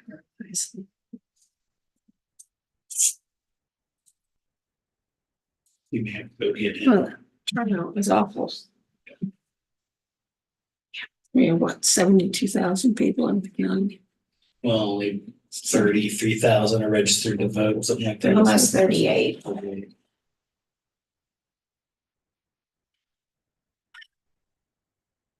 lot of work for them. Mhm. Expense. Yes, if they don't do it again. Listen, everything was decided before we voted. Yeah. And that won't happen every year. Ready, commissioners? Yep, go ahead. Good morning, commissioners. This is where you guys kind of switch hats in one of your many roles as Board of County Commissioners. In this setting here, you are the Board of County Canvassers, and that is by state statute. So we're going to have you conduct the presidential preference primary canvass. I've been here a couple days, commissioners, and this is the first presidential preference primary since 1992. I was hoping to end my career and never have held a presidential preference primary, but I did not succeed. So it's same canvass procedures as all the other elections, commissioners. Canvassing board, we will present you the primary canvass report. Susan will go through that by each polling place.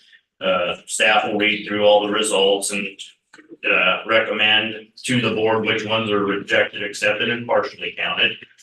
And then the Board of County Canvassers, of course, if you have any questions as we're going through this, ask staff, that's why we're here. And then we will have the Board of County Canvassers move to approve the valid provisional ballots upon completion of partial count provisional ballots. So we can update those results for the 2024 presidential preference primary election.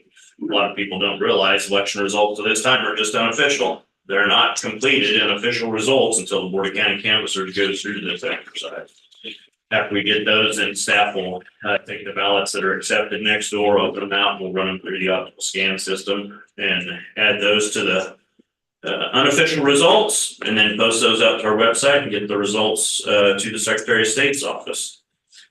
Commissioners always like to remind you, we have your key election staff here, Susan starting on the left, Anita, Annalise, and then Kirsten in the back row there. So these are also the 4 election staff that once we get the remodel upstairs, that will be going upstairs with these 4 individuals. So they do a great job. Of course, we'd like to have all the election workers here to really show the commissioners what it takes to conduct an election. If we did, we'd have over 200 people with all the other Riley County staff that help us and all of the poll workers that help us. So we couldn't do it without them. And this staff knows that very well. There's no way we could do it without them. And so we'll start going through the results. Commissioner, do you have any questions? Let us know. Okay, good morning. Good morning. We will start with Riley County Advance. We had 754 DS300 votes, 13 provisional ballots. Out of those 13, we recommend 5 be counted as valid and 8 is not valid because 3 voted the wrong party and 5 were not registered. In addition, we had 10 federal service ballots. That total is 777. Advance mail, we had 392 mail ballots, and we also had 5 hand counts. That total is 397.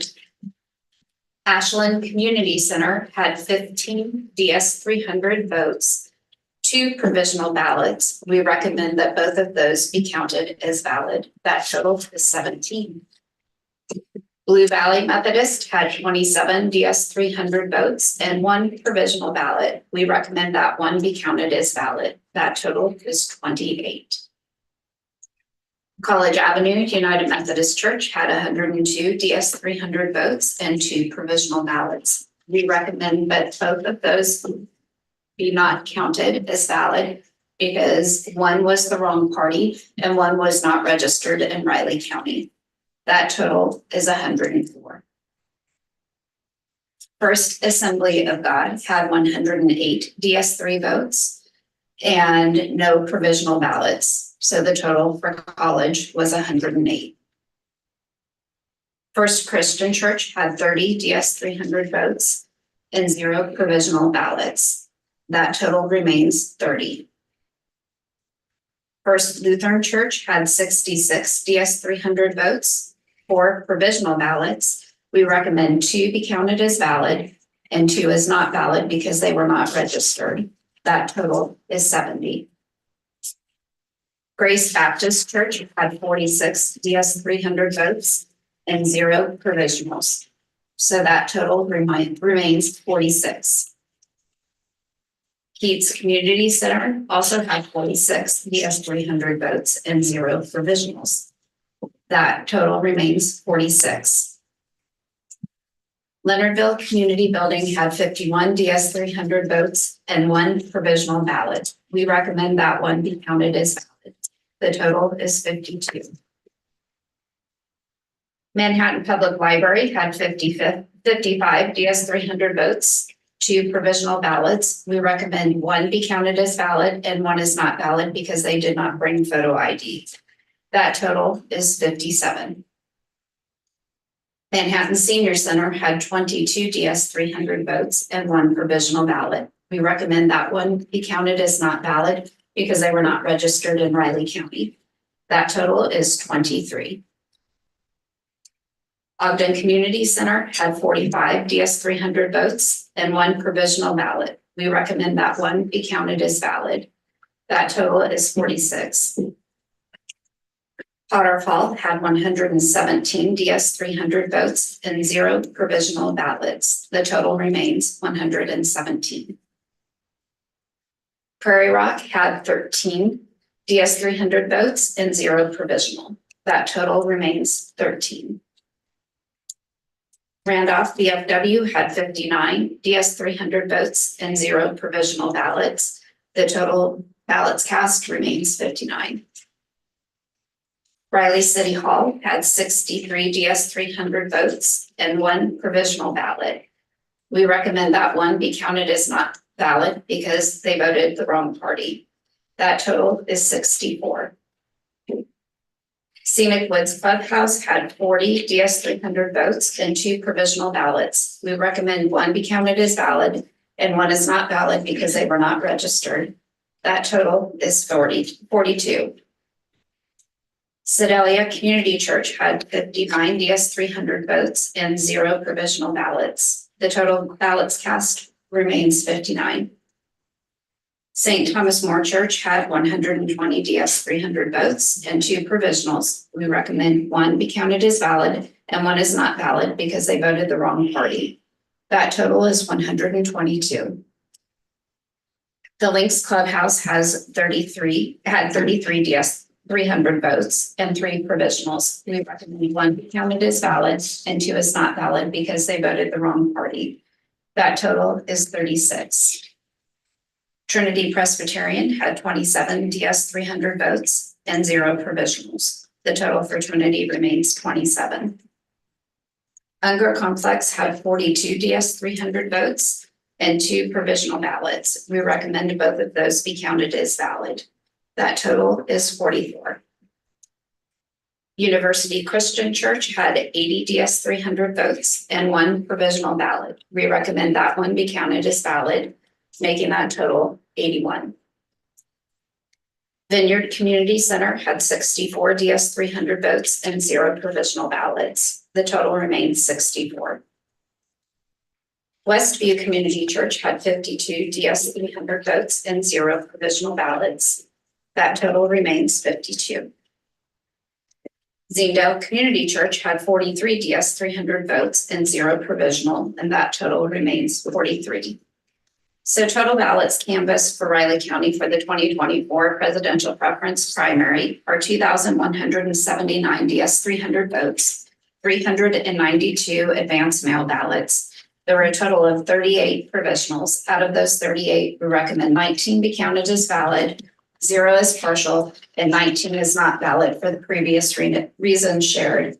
There were 10 federal service ballots and 5 hand counts, making that total 2,624.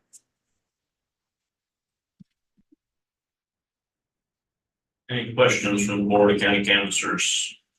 When the Board of County Canvassers is comfortable, we need you to make a motion to approve the ballot provisional ballots upon completion of the partial count provisional ballot and certify the official election results of the 2024 presidential primary election. Staff will go through and count and add those to the unofficial results, post them on the website, the final canvass results on the website, and submit those to Secretary of State. Susan will generate the reports for the Board of County Canvassers to sign off on, which we'll have for you on Thursday to sign during the business meeting.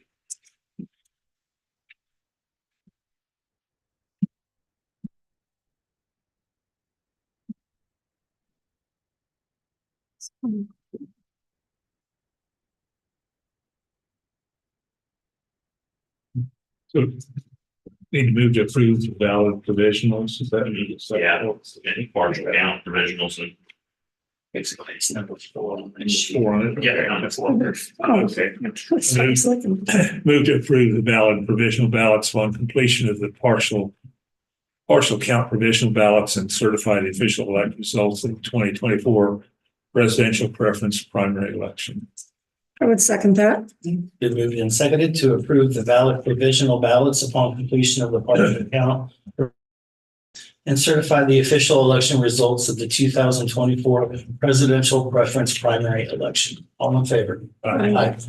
There you go, Commissioner. Now you're part of the historical process. Last one was 32 years ago. I was not in this position, but I was at Raleigh County at that time. 32 years. Next, Commissioners, we have Mr. Holman at 10:15. Thank you. Thank you, everybody. Thank you, ladies. You want us to go ahead and take this in, Reg? Sure. Take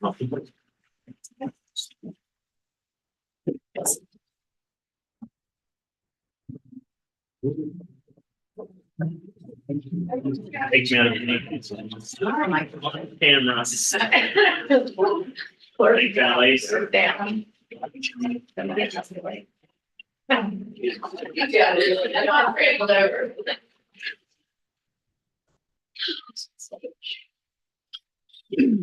Well, that's all. You're not the only one. One day I'll have more to go. That was practice. That's practice. 2,600 is not right. It's just crazy. But you still have to pay all those people to sit there. That's Yeah, exactly. Because if anyone can tell us how many are going to show up each election. Yeah. The next one should be pretty big. It's too. We will see. We will see.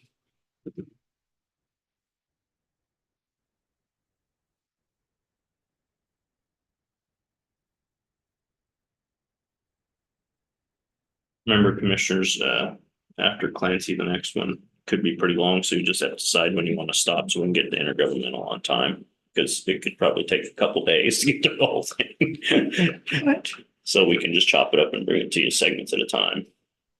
Oh, that one, yeah. I'd give yourselves plenty of time to get to intergovernmental. I'm gonna skip intergovernmental today. Okay. Taking some new medication and it's not making me feel real good. That's never fun. No, No. it's gonna take a couple of days, which is, Yeah, you know, I've quit taking all my stuff and I feel so much better. Getting some energy back. It really makes a difference what you take. It's just started taking it on Saturday and yeah, it's gonna take a few days. Yeah, still got one. You see, they Getting sent better each day, but it takes a while. Grant sent an email on parking. Yeah. I saw him picking up that website. What is it, $2 or something like that? I haven't been charged anything yet. Well, if you give him, You just give him the license. give him plate. your license number, he'll take care of it. I gotta remember to write it down before I go in. I just gotta let it go. I got 3 of them. I remember them, but I don't know which one's which vehicle.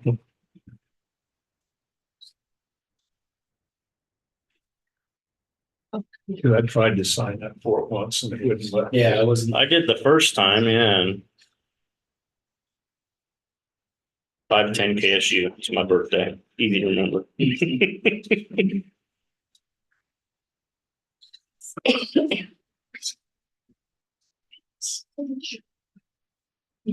Surely they would get something, I think that's KSU on their tag, You wouldn't think so. you know? Jeepers.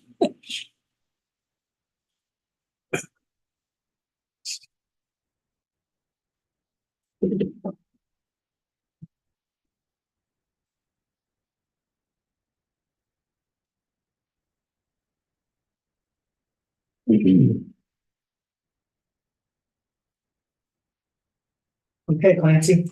Good morning, Commissioners. Well, Clancy Holman, Raleigh County Councilor. And what you have in front of you, of course, is the updated project list. If you have questions on any of these items, let me know and I'll try and answer your question. I did. In all honesty, I forgot to check on the status of Senate Bill 162 as of Friday. So I will do so at the we're done here just to make sure if there's been any kind of news or bad news. It's the one item that you have pending in terms of an offer to change in legislation. And again, it's the it affects both you and Crawford County, allowing you the ability, allowing the county the ability to resolve nuisances in the unincorporated area. And those costs, if it cannot be done voluntarily, which is always the preferred method, if it comes down to it, and the only way to solve it is to have the county do the work, then the cost of that work goes on the property. There's all kinds of, as you have seen in the bill, all kinds of due process protections within it to make sure that if that happens, then it is a fair assessment of costs. There's been the owner of the property's had an opportunity to test. See where it goes. Okay, if you have questions on something in bold or something under a heading, that's all I have.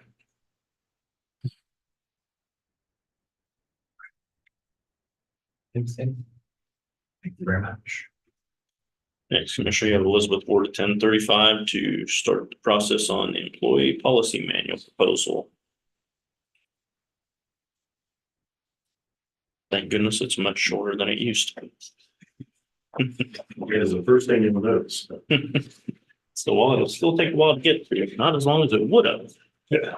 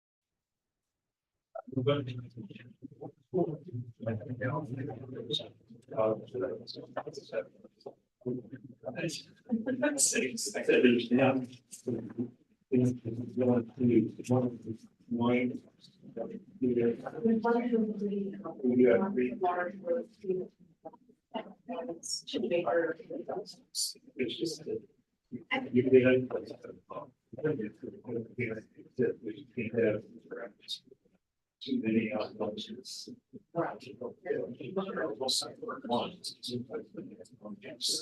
There's a number and also this.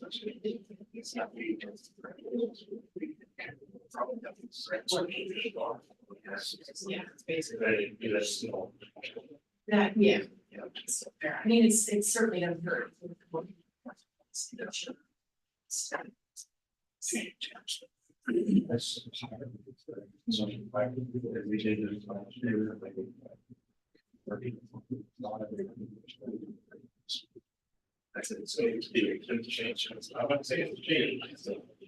Right, yeah. Also, so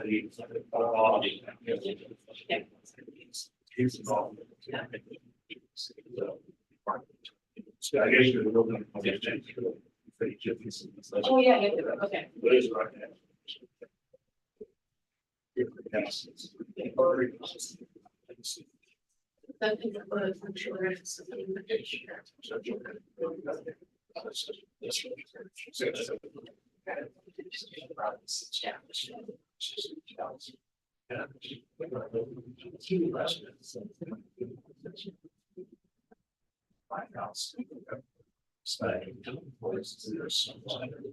Yeah.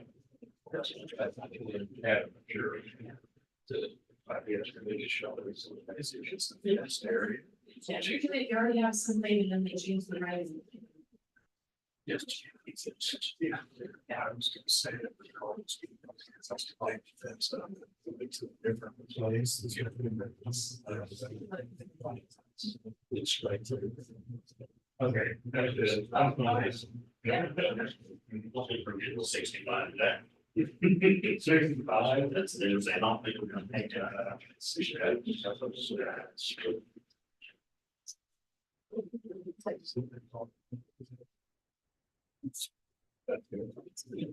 Right behind right behind that. Every side of the fence. Perhaps all of the county. I have no place out there. Fire break fence. It's perfect.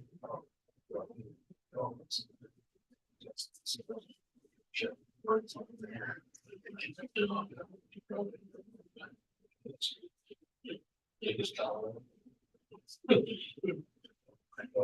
They'll stay right. It's a band here. Well, he's like, it's a dog to do them down. All we did was grow the hair. I wish I'd saved it. I'm all right. I'm tired. I'm loving this weather. Yeah, I don't think it's gonna get to mid-60s today. They're already saying it's gonna start going down this afternoon. My guys were telling me they shut I-70 down there. Yeah, western Kansas. I couldn't believe that. Oh, yeah, they've been snowing for a while. Yeah. It just kind of circling around. Yeah. I said, I never heard that. They're like in the 20s or 30s out there. Yeah. Well, Now, isn't that crazy? The 30s is just a little west and north of Clay Center right now. I mean, we are like really? right on the line. Yeah. That's it. One Wednesday, then tomorrow night it's supposed to be 19. Yep. Yeah. Tonight, 20 So I went back out and unhooked the hoses. I put hoses out, or I put one just so we could. Didn't put them all out. I put one out, so I went out and unhooked it yesterday. Yeah.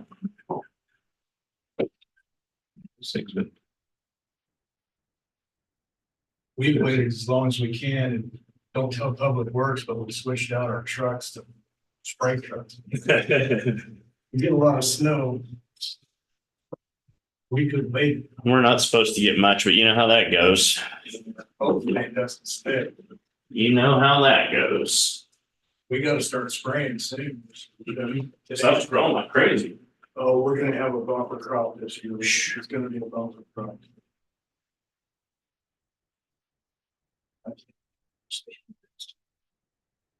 Probably the job to count, looks like people were planning that stuff for a bumper crop. Oh, okay.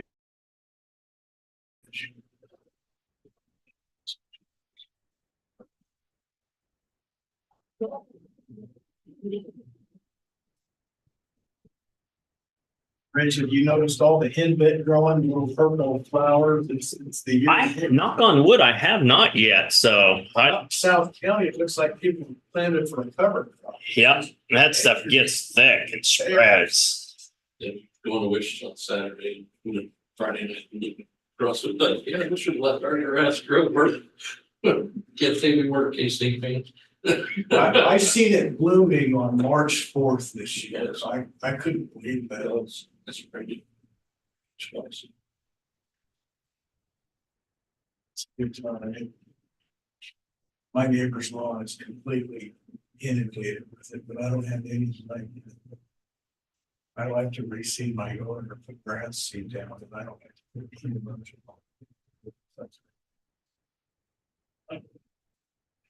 But like noxious weeds, when your neighbor has it, you plant.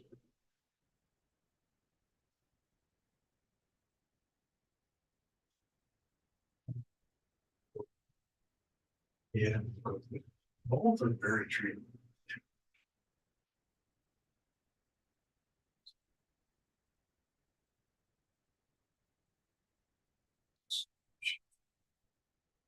If this climate controlled store, pretty good, 3, 4, 5, but if it's not climate controlled, that freeze, you know, it will sell out.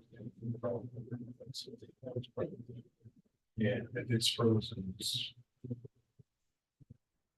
what it would do is it will separate some of the active ingredient binders.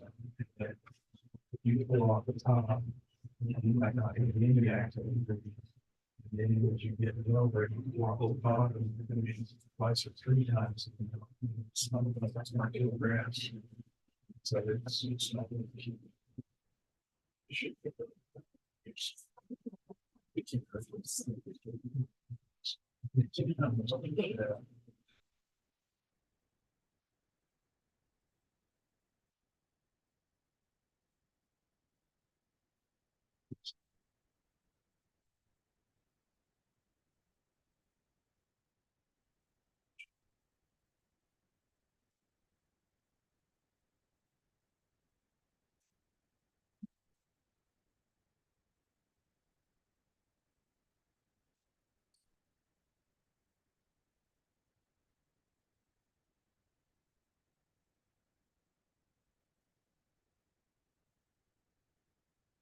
Amanda, when's our next solid waste meeting? It's Thursday afternoon. Oh, okay. Yeah, it's already almost here. All right. Yeah. Now, the team I was working with, Justin met with them, and they were some suggesting changes, and then somebody on the team, I don't know, volunteered to make those changes to the document, so hopefully our areas, you know. It was most of we just need stats. Yeah. But just stats, I can put that in just so I can follow up with. But we're just reviewing changes, right? This isn't the final deal, so we can have stats to do. Yeah. Make sure they're ready, but Possibly changes to the, or suggested changes to the document. Some have gone into the document, so I don't know who they are. To be able to say, oh, yes, so it's a difference, you know what I'm saying? So yeah, we'll go over all of that. And make sure it's confidential. well, your directive was don't need anything, Correct. just add. Yes, yeah, everybody did track changes, so it's. Right. Okay. Okay. The group is comfortable with the board county, so do the official change. I don't know.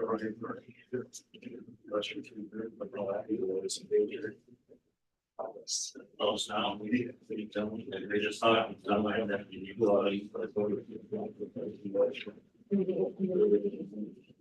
and then, this is. Sounds too good. Speaking of taxes. What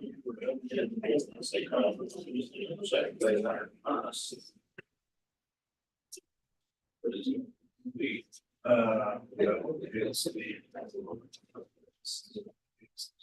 Solid waste. I don't know what it stands for, but it's for it's either bigger or just solid waste. We talked earlier. That's what made you out last person. Couldn't believe that. The guys told me that this morning. They said, "Oh my God!" I said, "What are you talking about?" And I'm like, "Yeah, they're shutting 70 down." I said, "You guys are kidding." How could it be 60 degrees here and shut down? I said, "Isn't that crazy?" That's Kansas weather. There's been times, Russell, when I've driven up north. I mean, there's a 20-degree change between South County and Riley County. You know. So I mean, half the state It's a long speed. Emergency manager out west. Holy cow, where's that? Sherman, he does 3 counties. He's the EM for 3 counties. Sherman. There's 3. Trigo. Trego, Sherman, and I can't remember. Yeah. Trego? Wow. I don't know if that's right. There's 3. Thomas? Yeah, I think Thomas Thomas. might be one of them. Sherman, Thomas, and I don't know if it's Trigo. Probably I good. have to look at a Kansas map.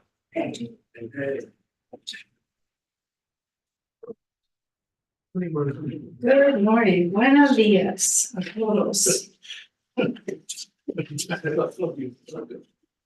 You what? That was talking. About who? we're on video. We're on video. We're here for school. You're here for sports? I'm not, I think this is not the right place for that. He was teasing me for being calm. Well, probably in your best interest. We're running my family about all weekend.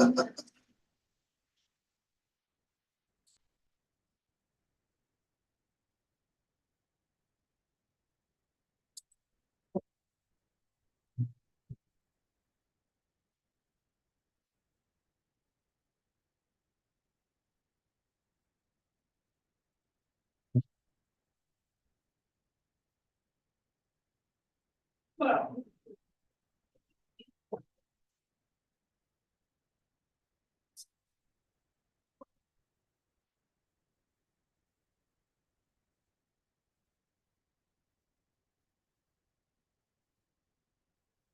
Really? Oh, yeah. Oh, Oh, yeah. Have you ever seen Julia? I haven't.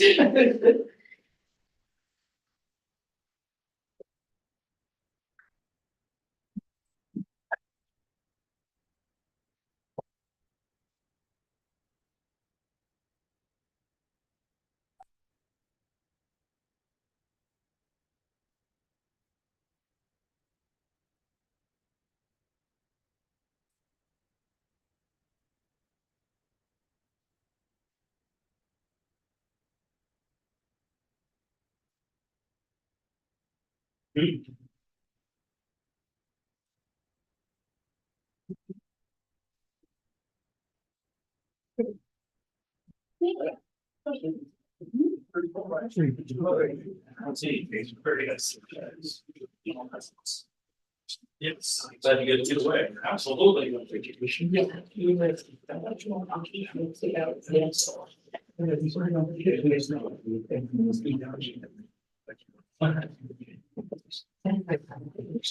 Yeah, he's a junior, he's sure. Yeah. I have. Yeah. It's looking for vacation. Yeah. It's all since let's do this, let's do this. Yeah. Fun stuff. I'm working in the garage.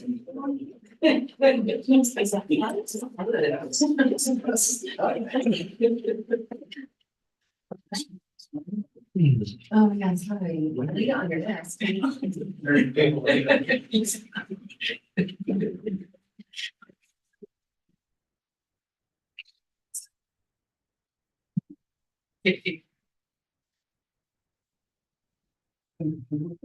Yeah.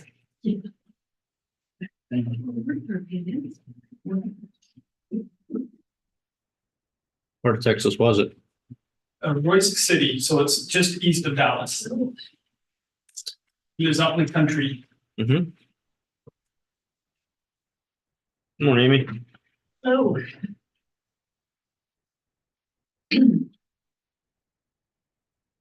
Amy, did you see my last minute email? I saw it, but I haven't read it. I said, yeah, it's not long.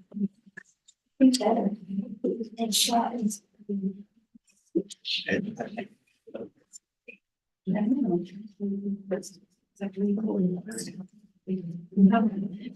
Commissioners will tell us yea or nay. Let's send it back to Clancy. That's the back of things before it comes to us. Commissioners 2024. Yes, you did. And we heard it and we heckled you for a year about it. So Right. we know that this happened. I just told them that I hope by 2024. Here we are. Yep. In 24. Right under the wire. Ticking quickly. It is.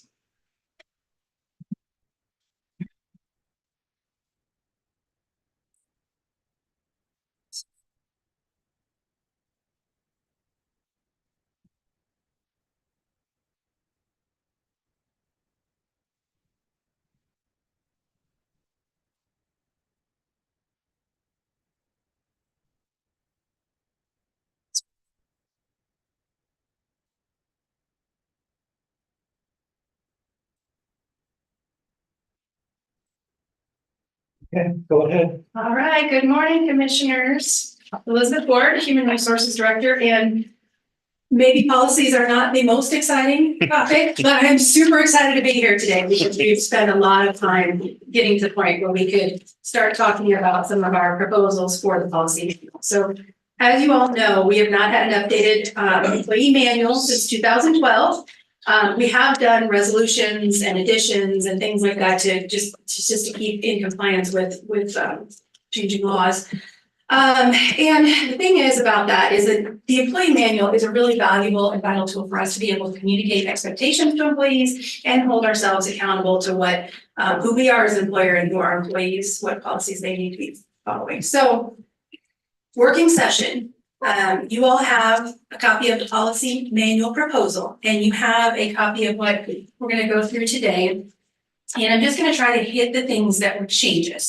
Obviously, you all can discuss or bring your points in any other aspect. But I was asked, I think, one of the commissioners thought about doing this executive summary, and I thought it was a good way for us to start. So the format has changed greatly. It's easier to read, and ideally, when we get it into our drive or online in Paylocity, wherever we house it, we will be able to have a smart table of contents as well, so it'll jump to those sections. The current manual is 141 pages, but with resolutions, if we put them all together, it's over 300 pages right now. So one of the great things about this one is currently it's ending up at 61 pages. So that's in my mind, an improvement as well. It's difficult for employees and supervisors to get through and figure out what the policy is. And there were some redundancies and then some areas that almost appear to conflict with the same situation. So we also, the goal is to eliminate individual department employee policies, incorporating those applicable to the employee manual. So there's things that applied, maybe we were just different. We had different image requirements, different attendance requirements, those kinds of things, which we've tried to incorporate into one. So going through changes, starting on page 12, this is one that the health department has proposed and we agreed on. So usually the testing and immunizations are required for all employees in the health department, and we outline which ones those are. But usually the employee's health insurance covers that, but we have had a couple employees whose health insurance did not cover it, and we require it. Particularly TRICARE is one of the issues. And so then in order to become employed, the person has a kind of a significant cost. We have found some possible ways to work around that, like specifically sending, TRICARE is one we know, so specifically sending that person to post to get that required test or immunization. But if that is impossible, we are requesting that the Riley County pay for the cost of that immunization or test. So that's one requested change. Yeah, your page numbers are messed up. This is actually page 12. No, I mean, page 11. Yeah, It's page they're off by one. They're all off by one. So probably want to reformat it and print it. Yeah. Okay, well, hopefully we'll see consistently be off by one. I mean, stay. Yeah, Everyone I looked at was all. Yeah, they're all All right, let's start on page 11 then. page 11. Thank you, commissioners. All right, so you see that section there, section 2.3. And I don't know if you have a question now, or if you just kind of want me to go through all of the points. Yeah, Julie's here, so she can take you have any specific questions as we go. Okay, so then page 12, we added the section about RCFB #1, volunteer firefighter and fire support. And we had a lot of work put into this, and we went to a couple FLSA training sessions related to volunteer fire. And so between Russell, Shelley, and I, we determined they need to be included. They are part of our staffing model. They're not employees per se, but we do also expect them to offer a form of compensation. And we also offer benefits such as retirement, workman's comp, EAP. And then furthermore, kind of a big point is that we require them to follow the Riley County policies. So code of conduct, insubordination, all of those things. And so what we would like to do is recognize them in the employee manual and then refer specifics to the fire SOG.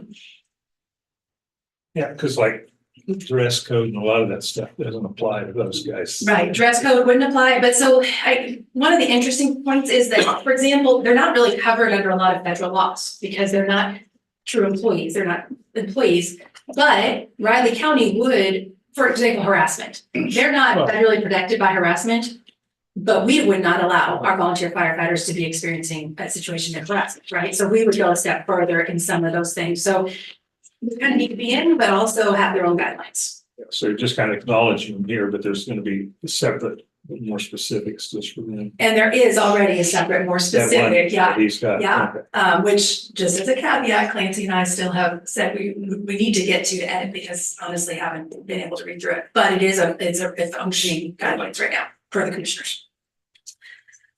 Okay, so then page 12, overtime pay. So one of the previous policies is that any employee working over 100 hours in a pay period, so that's 50 hours of pay a week, needed to be approved by the commissioner. So overtime in itself could be scheduled by the department head, but this was what was considered excessive overtime, needed to be approved by the commissioners. When I put the draft together, I left it that way, and when I think obviously, most of the time it's going to be public works department. We have had during the pandemic, the health department had this same situation. This is not applicable to EMS. They have their own staffing model, which we go through. So John and I were talking, and he would like to have you consider whether or not that really needs to come from the BOCC or if the department head level can make that determination. Or if we want to change the number, because at the same time, we don't want a department head just staffing hundreds of hours in a pay period. Not saying that you would, but is there a limit under, or would you like the department head just to make that decision?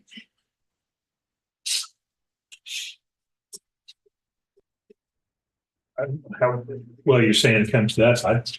And you said it was going to depend. I don't remember hearing. Right. And so, it didn't ever, it might have been in there, but it never came here, did it? right. And a lot of times we don't know ahead of time. Like in these things, we don't know ahead of time. Now, when it became a pattern, we did bring, because we had one particular employee in the health department who was consistently working that, and it was pandemic related. So we did bring that to the commissioner's attention because we could foresee that it was going to keep going. Keep going. Yeah. Whereas most of the time in John's situation, they've worked a full week and now they have to work the weekend. Yeah. When the storm happens. My other scenarios would be at the transfer station. One of the guys on vacation, if I needed the other one to cover for them, it was easier to pay their overtime than borrow a public works employee and pay their overtime. And I think, Michael, after the storms, we might have hit this in your department when you guys were doing cleanup and doing things in the buildings that you were in there. We might have hit this then, which I guess we could have foreseen because the storm had already hit, but it's unique situations like that. Yeah, I think the department heads. They should be able to handle that, I think. Yeah. Okay. Things like that, Rich, is that just consensus or do we need to like? Yeah, you keep track of what they agree on and. Okay, and then at the end, we'll just have an overall approval. Okay. Yep. All right. Okay, so continuing on the overtime conversation. This proposal does not include any form of leave in overtime pay. So when the original manual was written, it was it was vague, but the practice was that leave, so annual leave at that point, or ESL was being paid and included in overtime. And so we made the transition, I mean, 3 years ago-ish. Yeah. And we have not been including that. And it was a tough transition, yes, to your point. But it doesn't seem like a responsible use of taxpayer funds when I'm not at work to pay overtime on those hours. I mean, it's not common practice. It's not a requirement to even offer leave. And I looked at, again, at John, because that was the biggest group of people, but it has applied to everyone. And I will point out, most of the county was not paying overtime on leave, but there were pockets, and that's why we made that transition, so they were all the same. So there were pockets of people, and we actually transitioned this in EMS as well and brought down their overtime. This is part of the reason we brought down the overtime. So I would still propose that it's in the county's best interest not to include any type of leave in the overtime pay. So if a person works overtime, pay them for sure. That's law and it's the right thing to do. But if a person works 36 hours and takes 10 hours of leave that week, they get paid straight time for 46 hours. Oh, okay. I wasn't following, but Yeah. so if they took one day off and then had work extras the other days, that's still not overtime. Right, it's not overtime. And what we've been doing is we've not, and that's the second part of this conversation, but what we are doing is we're requiring flex time. So for example, if I take Monday off and I have an annual leave day or now a PTO day, and then Rich needs me to come in on, I don't know, night, Tuesday, Wednesday, and Thursday, then I flex that time, and that time just goes back, my annual leave goes back in my bank, and I just work those hours. That's just the way it works, because I didn't really get to take time off that week. So it's kind of the two-pronged situation with overtime and leave.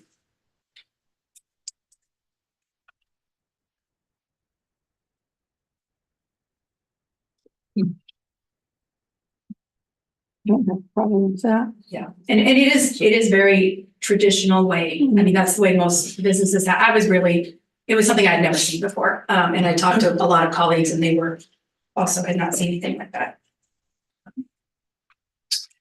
Okay. Go ahead, please.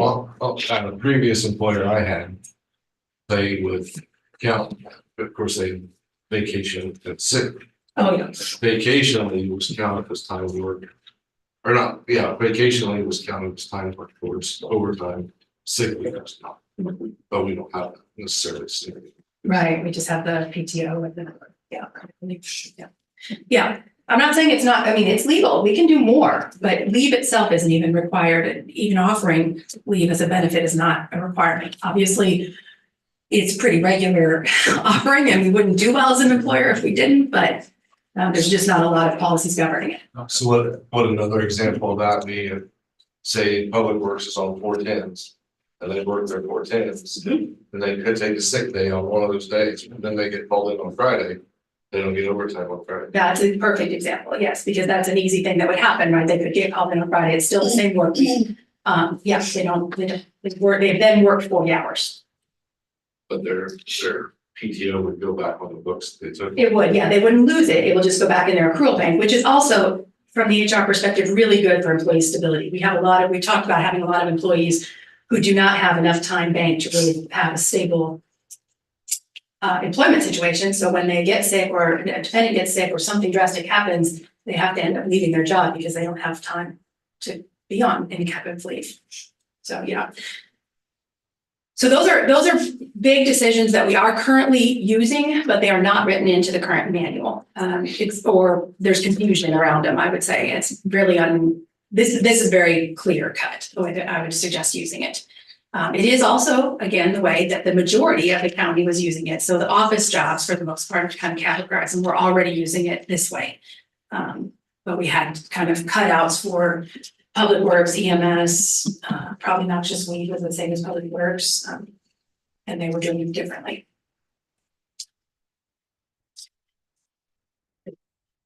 That makes sense, commissioners, or no? Okay. Okay, we do have our pay process. Oh no, someone go back to call out provisions. Sorry, don't let me skip call out provisions. So this is also a topic that I think we'll have some discussion on. Okay, so we pay employees when they are called back to work outside of their normal schedule. We pay them 1 hour of their pay. We also pay them the hours they work. But for example, like if Lori, because this has happened in emergency management she's exempt now, right? Yeah. But okay, so Baldwin. So he goes home, he's home for at least an hour, he has to come back to work. He gets 1 hour pay just for being called back outside his schedule. Plus, if he works 3 hours, 4 hours, whatever, he will get paid for his time worked.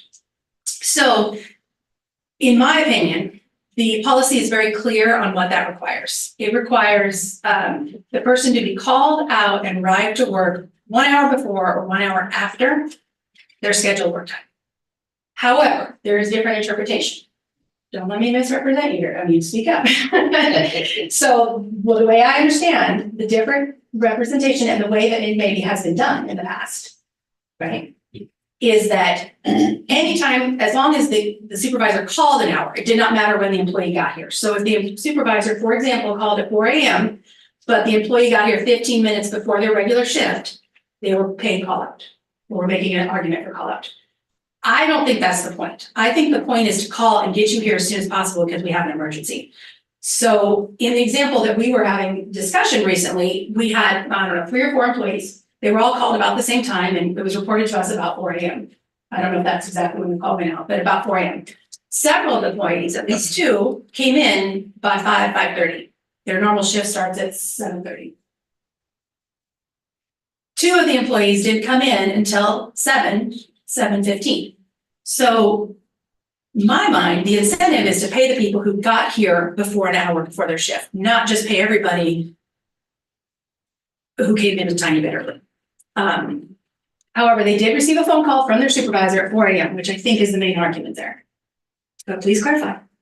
So if I can speak to this, what the situation that we run into is inclement weather. Guys are called about 5:30 in the morning. They're expected to travel. Some of them live out of the county and we're asking them to travel on fairly treacherous roads, that sort of thing. And so our expectation is generally to arrive to work within an hour of being called out. Sometimes because of road conditions, that sort of thing, and distance that you may live away from your work, you got there as quickly as possible. But in my particular case, I had a couple of individuals that clocked in 50 minutes before time. So that's within 1 hour of their clock-in time. But our concern is we're asking these folks to come in, and they were called at 5:30 in the morning. And by the time they traveled in, they didn't quite make the hour, as those that live locally did. But I want to avoid employees trying to get into work on a treacherous road, clock in an hour before. And certainly in my mind, I think it's John's mind, if you're called at 5:30 in the morning, your expectation is to get here as quickly as you can, but as safely as you can. That amounts to a call out. And then just to respond to that, in the 2 situations that brought this conversation up, that was not the case. Those, because we specifically asked, because that was what was explained to us, right? And then we asked, okay, so this person legitimately took 2 hours to get to work because of where they live. Is that legitimate? No. So it wasn't the case in this particular situation, which is what brought the conversation up. I feel like we're just benefiting. We have to draw the line somewhere in my mind. And I feel like we're benefiting anyone for doing anything where it's an incentive for you to be in at least an hour before work. But that's your decision.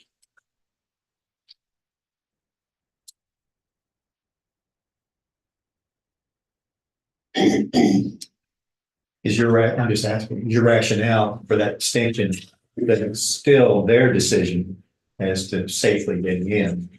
Well, it is. And it's not designed to, what he's worried about is people are going to race to get in. But if they're doing that, they're not, that person who's doing that may have issues beyond trying to get called. They think they can go top speed in hazardous road conditions because they want to make sure they qualify for overtime.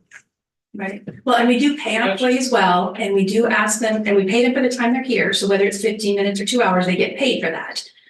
This is just the incentive for you to get here before you would normally. I'm just trying to plug in some additional thing to consider because I hear what you're saying. On the other hand, it's kind of, I mean, we all are still responsible for using good sense. Sure. My only comment is in my particular case, of my employees, they still made it in a reasonable amount of time. I think 2 hours is unreasonable. In my particular case, I had 2 employees within an hour and 10 or an hour and 15 minutes of the call out time.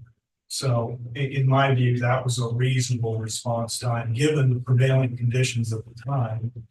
I felt it was reasonable. I think 2 hours or 2.5 hours would be probably an excessive amount of time being called out. But I think that would then amount to maybe a different issue than a call.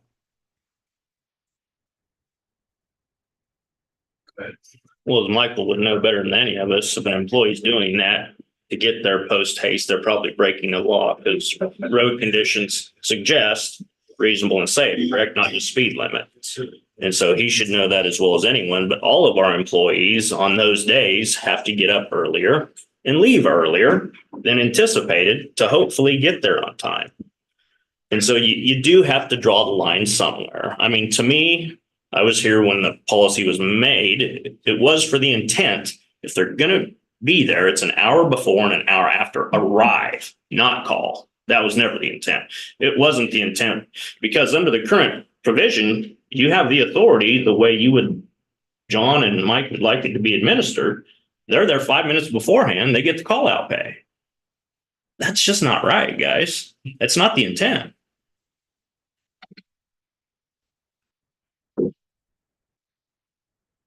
And I can see Michael's point, 50 minutes, but the problem is you have to have a standard somewhere. Yeah, and I mean, realistically, we can tell our staff the night before, hey, be prepared, we're probably gonna have to come in early, so that qualifies for telling them an hour ahead, but if they don't actually come in, I don't know. I just feel like we have to have a standard somewhere, so you will have to probably just decide what that standard is. I don't know what Fance's opinion is, but if you call somebody the night before, then you get into the realm of are you putting them on call and on call policy. Well, it depends. And the message of, hey, looks like a snowstorm, be ready to come in tomorrow morning. It's different than watch all night and come in if you think it's bad. That's on call versus saying, I think plan on me calling in. Is a different situation. And unless it's really a freakish event, then most people are subject to that. I would think are going to be thinking along those lines on their own. And it kind of goes to what Rich is saying. Just like everybody else, they're going to be thinking, well, I'm very likely to get that phone call.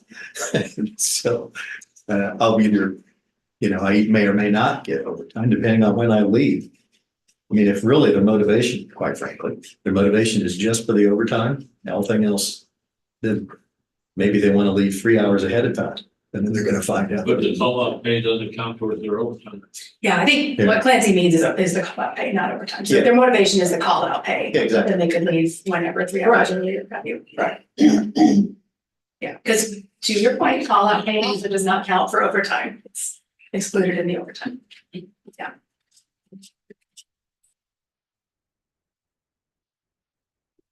So I don't know if you want to think about that, or if you have an opinion at this point, if you think I'd like me to change something, edit something.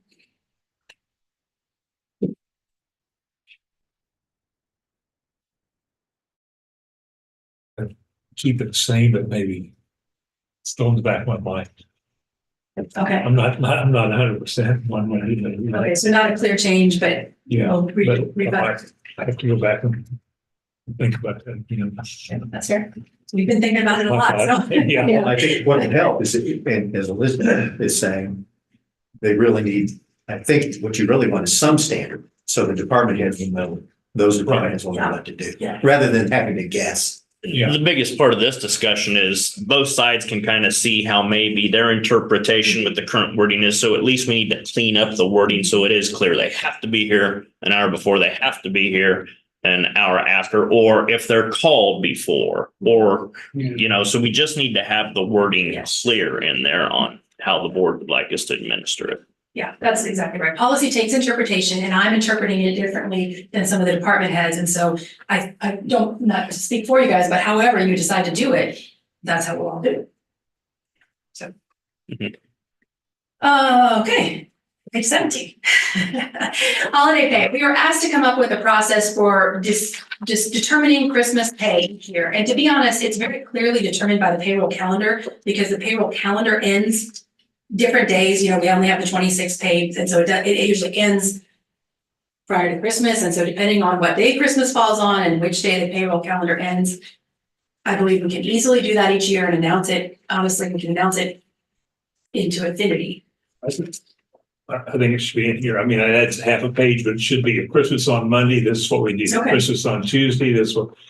Instead of bringing it to every year, you bring it. Say, oh, well, this year's an exception. We're going to do this and this. Yeah. No, I think we need a list. You know, like I say, it's going to add a paragraph to it, but list. If Christmas is on Sunday, we do this. If it's on Monday, we do this. Yeah, well, that was the intention with this. It wouldn't have to come to you. It would just be determined. And I mean, we could tell you them all Well- right now to infinity, but Well, I know. Well, but I mean, that's because that also that way the employees know. They think, oh, this is Monday. They're probably going to get Tuesday off. Well, no, we decided to do Friday instead. You know, let them plan ahead because they know everybody knows what plan is for Christmas. That's my thoughts. yeah, my intention was to simplify it, but I will do it. I mean, honestly, Well, that That's okay. simplifies it because Yeah. no, this doesn't simplify it. It says you change it every year. yeah, it changes each year based on when the holiday falls, but Right. it would be set out ahead of time. Yeah, and it wouldn't be something they'd have to wait till the end of the year to find out. But like I say, if you have it listed, it's done. Nobody has to try to figure it out each year. Okay. So similar to what we have, but more, Just definitely more in depth, yeah, detailed. detail. Well, like if it falls on Wednesday, So is do you it 2 take days Tuesday or before, after, Thursday? yeah, or Tuesday or Thursday, which one? Yeah, like I say, that's just, we Yeah. need to figure out what it is now instead of thinking about it each year. Yeah, that way you can plan ahead. Yes. Okay, page 18, PTO. This is just updated to what you approved. So this isn't something new that you haven't seen. It's what you previously approved and it's added into the new manual.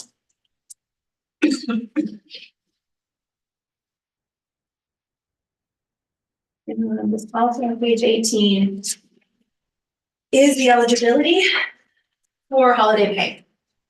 So one of the things that the previous policy allowed was department heads to assign alternate holidays for employees who were not scheduled to work on a holiday.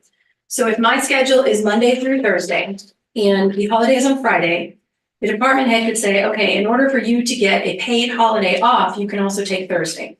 So I would be gone 3 days that week and paid a holiday. Our proposal is simply that if I have a schedule that does not include a holiday, then I am just half the day off like I do every other week of the year. That's one of the benefits of an alternate schedule or of a part-time job. And so instead of adding time off away from work, which does cause staffing concerns for some of the departments, obviously adds to our budget, simply saying that if you're not scheduled to work on a holiday, you don't have a paid holiday on that day. And I can definitely go into it more if that doesn't make sense. But the bottom there basically says an employee not scheduled to work on a holiday shall not be paid holiday pay, nor shall he or she be assigned an alternate holiday. Instead of redesignated. This does not apply for those employees who are scheduled to work a holiday and you have to have them work. Like this transfer station. I mean, people sometimes do work the better holiday, depending on which holiday it is. They're working, they get paid holiday.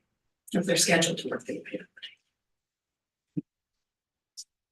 Well, I don't know if this applies, but because I know Public Works is 4/10. If they're scheduled to work Monday, but Monday's a holiday, then they get paid. Do they get a 10-day holiday? They do. I mean, 10 hours, not 10 days. They do. 10 Schedule hour holiday. I think it's 10 days. They're watching you. Yes, it's the same thing for the personal day or the holidays. They are scheduled days. So if someone works a 9-hour or 10-hour day, they have that amount of time leave. When we first started going, like in the Public Works administrative staff, when they first started doing the 410s, the days that were holidays, they would just then change that whole week to an 8-hour, 5 days. But we've been doing it in the health department for a little while, and we just are trying to keep it scheduled so that if you work Monday through Thursday, 10 hours, you have a $10 holiday on that day that you're scheduled to work. But if you're never scheduled to work on Monday, for example, then that's just the benefit of having that alternate scheduling. Just a lot of those holidays. So I have to look into it. It's about half of them on Monday. It seems like you flip around, but there are several on Monday, out of President's Day, yeah, Columbus Day, which we don't. Labor Day, Memorial Day. just to clarify, you're 10-hour shift, and there's a holiday that week, and that holiday falls on a Friday, and you're normally scheduled off on a Friday, and you're still gonna work 40 hours that week. You're gonna work 40 hours that week. So essentially, if there's 4 or 5 holidays a year and you're on a 10-hour shift, you're essentially gonna lose 3 or 4 holidays a year. Yes, well, you have 52 days off on that Friday. I mean, that's the handoff, right? So you always get the Friday off. Yeah, they're getting 52 more days off than everyone is typical office hours. It's hard to fill. Yeah. So, there's a lot of discussion there. There actually surprisingly wasn't any discussion on this topic at all. Not one department had responded back with a single discussion topic. It's been in the manual that was implemented. Department heads have seen. Oh, yes. This was I mean- sent out to all department heads to Yeah, review. sorry, this one just didn't jump out to me. Yeah, well, but I just wanted to be clear, you had the opportunity to see it because everyone was sent. No, yeah, it did, and it stuck out. It just was more prepared for the argument later. Yes. On my end, it was prepared for the argument later. Not getting that we were used to getting, not so. Right. I just Agreed. agree with it, but that what we're used to do. Yep, no, it's a change for sure. Yeah, John and I talked about it and how that would be handled with some of his stuff, so.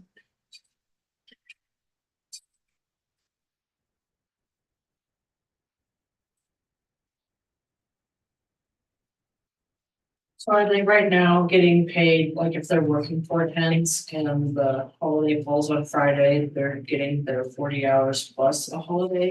They get a redesignated day. If they work their day, they don't get paid a holiday. So if the department head doesn't previously redesignate the day, so if my schedule's Monday through Thursday, 10 hours, and Rich does not authorize a redesignation, then I work Monday through Thursday, 10 hours, and I don't get paid a holiday. However, the department head currently has the opportunity to redesignate my day and say, Elizabeth, you can redesignate and take Thursday as your holiday, then I don't work and I get holiday pay on Thursday, and I have Friday off as well. So I work 30 hours that week.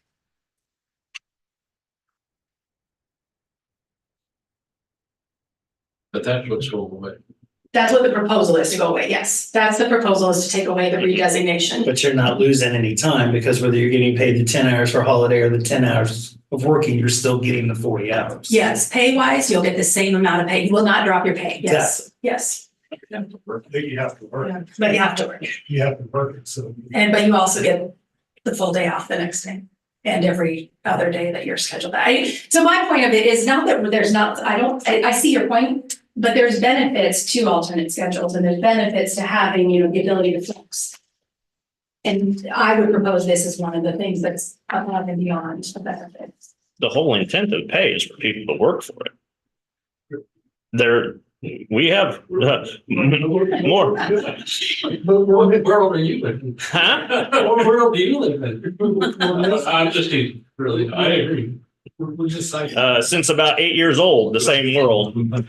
I think I'm just missing that you say they still have Friday off, but they've already worked for 40 hours. They're just working an alternative. We're still getting 40 hours out of the. And I think you're misrepresenting, you're saying they still get Friday off. But Friday, they've already worked their 40 hours. But again, the people not getting those 10-hour days, that's where you have to decide, is that really a loss? Mm-hmm. That's exactly right, yeah. Is it really a loss? It's something different, but there is a payoff the rest of the year for those 52 extra days off. It's kind of like I told, we had the committee, the benefits committee that we worked on, and the majority of it is employees, not department heads. And this example here is exactly what a lot of personnel policies, if you have employees working towards, is they want to cherry pick the best benefit from everything. And Steve can vouch. I said, okay, guys, yeah, this would be good. This would be good, but we need to present it to commissioners as something that's realistic. We're not going to get the best of everything in every organization. So present something to the board that's realistic on our expanded pay scale we just got, which was actually a recommendation from Mike, the expanded pay scale, department head meeting, and the floating or whatever that extra day is. And so I think department heads and employees should be very thankful for the great benefits that we have, and we have great ones, but you're not going to get the best of every individual organization. And I think the other point that is really the commissioner's purview, but the department heads have to enforce it, is that the benefits that we offer need to bring us the maximum employee benefit and return on our investment for Riley County. And this one is not something that it's causing staffing problems. It's more difficult to get work done. So like in the appraiser's office, and Anna's not here, so hopefully I don't misrepresent what she and I spoke about, but it's difficult. The 4 days is already difficult because if someone needs Steve, for example, just because you're sitting here on Friday and he's not here, they have to wait until Monday. Well, on those holidays, then there's 2 days of the week where part of your team, a big part of your team is gone, and it makes it very difficult. And it's not necessarily to Riley County's benefit.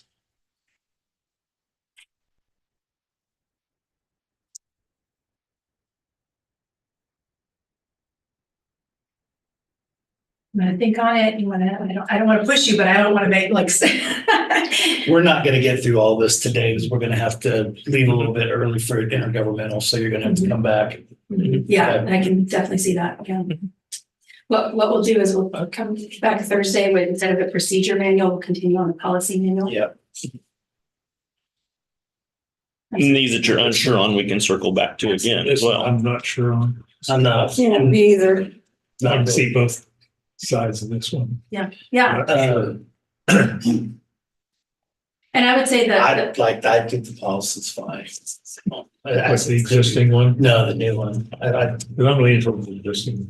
And I would say if you. This is what we do at my current place of employment. We work 4-10 schedule. Yeah, redesignating a holiday is unusual. Ask, we've had some conversations with the attorney's office on the ridiculousness of redesignation thing. I mean, But typically we would get, for instance, Black Friday off, and that would be paid. When we shifted to a 4-10 schedule, we don't get that anymore, but we still get the 4-10 or yeah, 30 hours, the extra holiday, but we don't get Friday. We don't get the Friday. Yeah, that's a good example. So on that week, our employees would get paid Thursday. They would not get extra pay Friday because they'd be at 40 hours. They'd be hopeful for their pay. Yeah. So Greg, I would just mention to you in case it's not obvious that Anna's office utilizes this, John's office utilizes this, and you still utilize it, right, Michael? Sure. Do you? Okay, yeah, so if you're trying to think about it and you want more input. Okay. But on the other hand, like all of the rest of the department heads don't have this opportunity, so that'd be good to get both sides. And Corey does stuff too. He has 410s, maybe with the new staff, he might not, but yes, but he has definitely utilized it in the past. Yeah. Yeah. Okay, so John, do you have a specific time you want me to stop? I'm gonna say 11:20. Okay, right, gives us something to Or work. start Okay, lunch at 11:30. Well, that's when lunch starts, but it didn't actually start till 12. Gives you guys 40 minutes to get there. Yeah. Okay. Payout of critical leave and PTO. So and when I say now, that's the proposal. So the proposal is that the payout at the end of employment would be paid out to employees who have been employed at least 6 months and have resigned with proper notice. So those employees who are terminated for disciplinary reasons would forfeit their payout of unused PTO. This is a change. And I guess I don't know if I have anything more to explain about it or if you have specific questions, but it was not, it would just be something that we would not be paying out when someone was terminated for disciplinary reasons or if they worked here for less than 6 months.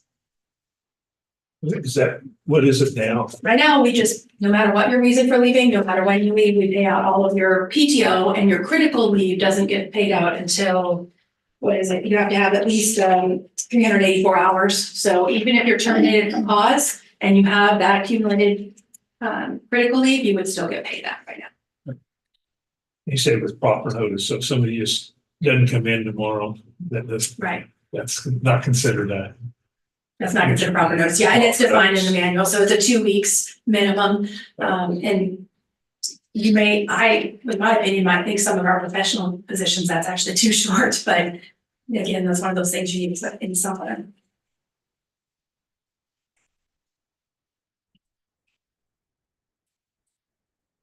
Questions on that or any comments on that? We did try to change it completely before Clancy retired and just stop paying out. Wait a minute. Yeah, that was discussed. Temporarily Yeah, suspension. The only reason there wasn't a more robust discussion is I knew they were kidding. I mean, it was worth it. It's a thought. I will say too, I mean, to the extent this may sound harsh to you for some, I don't know if it does, but on the off chance it does to anybody, it also helps reinforce what is a fact, is that unless you're under a pending contract. Yeah. I mean, otherwise it treats it as though it were an earned compensation. And that sounds a lot less like an employment at will. And that's the last argument you want to get into if someone leaves because they're being terminated. Yeah. That's actually really important. So your hours are earned and we're required to pay you your hours, period. And we can't take almost any deduction from your hours when you terminate. But these are all benefits. These are not earned rights or entitlements. These are benefits granted by the commissioners. And so that is important. And in my HR opinion, I think it's important that people give notice, and I think it's important that they work their notice. We currently pay out, if I give notice and I use PTO for my last 2 weeks, I'm just gone tomorrow.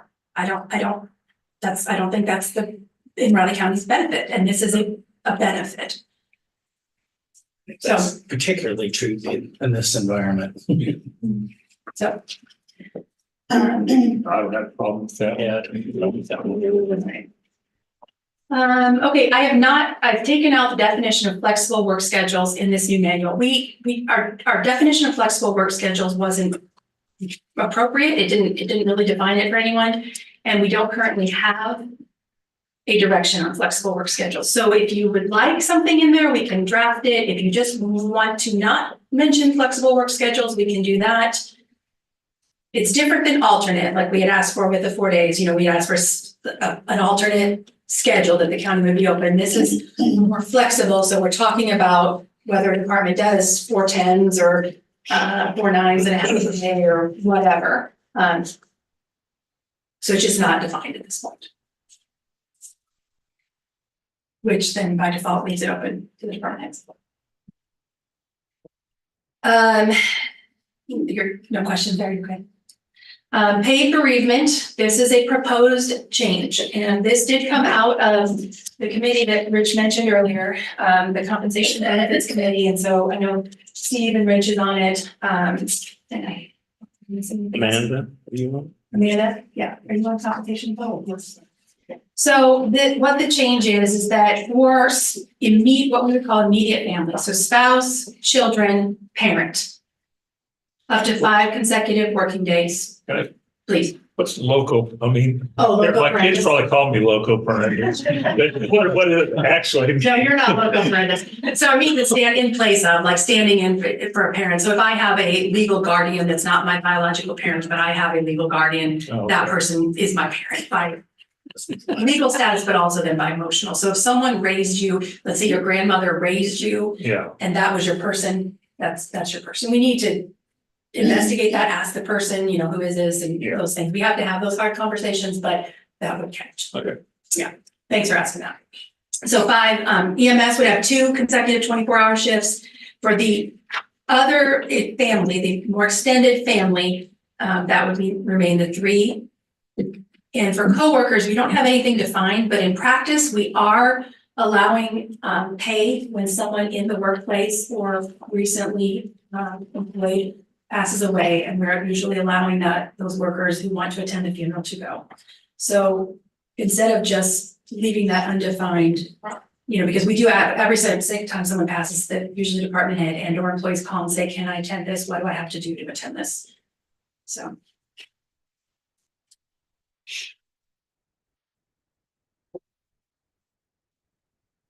There is a company I'll mention in Wichita that offers bereavement leave for pets. So so my policy isn't as crazy as it should be. Yeah, that's crazy. I know, I'm sorry, but we barely, I mean. Yeah. The amount is actually more than what I'm proposing to offer for family, so. Please no. I might be going with you. It might be a staffing. Any questions there or comments or anything you? So where would like, a professional that as far as like HR director from the county next door, the fire chief, or It would be undefined at this point. Yeah. where would something like that you think? Well, if this policy is passed as is, it would fall in annual leave. You'd have to take annual leave unless you do flexible scheduling. Even if you were representing the county? I think you probably have to just gauge that with the commissioners and with the department. Like, if it's your level, I think you have to just gauge that with the commissioners. If it's somebody in your department and if they're representing the department, we'll have to work with you on that. But you have the authority to reassign someone to work somewhere else. Like, I always use a silly example. If Rich tells me my job is gonna be upstairs making coffee for Clancy's office today, that's legal, ethical, and moral, he can choose to pay me to do that.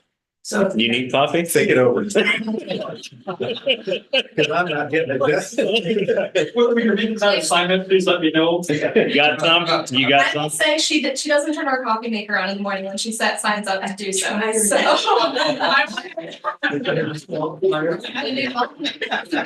Performance improvement planning. Sounds like it's not bothering anyone. No, it's just getting done. We're at 11:20. All right, so anything on that before I close that out, we can start with the next topic. You guys good? Or at least to think on. Yeah. We'll start with page 32. 32 is it? Yes, 32, thank you. 36. I'll try to update that for the packet. All right, thank you, commissioners.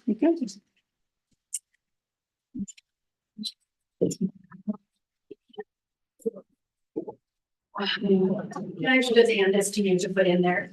Clancy has to written violence policy. Oh, I know, I can't. So this is the actual proposal we're looking for violence weapons. There was a department had pointed out that we were limiting employees' ability to have self-protection. And so if we had gotten to that point, I would have said, okay, there you go. That's good. Well, that's I know.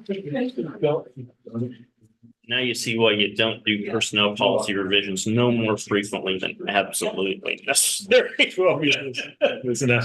right up there with play and study classifications.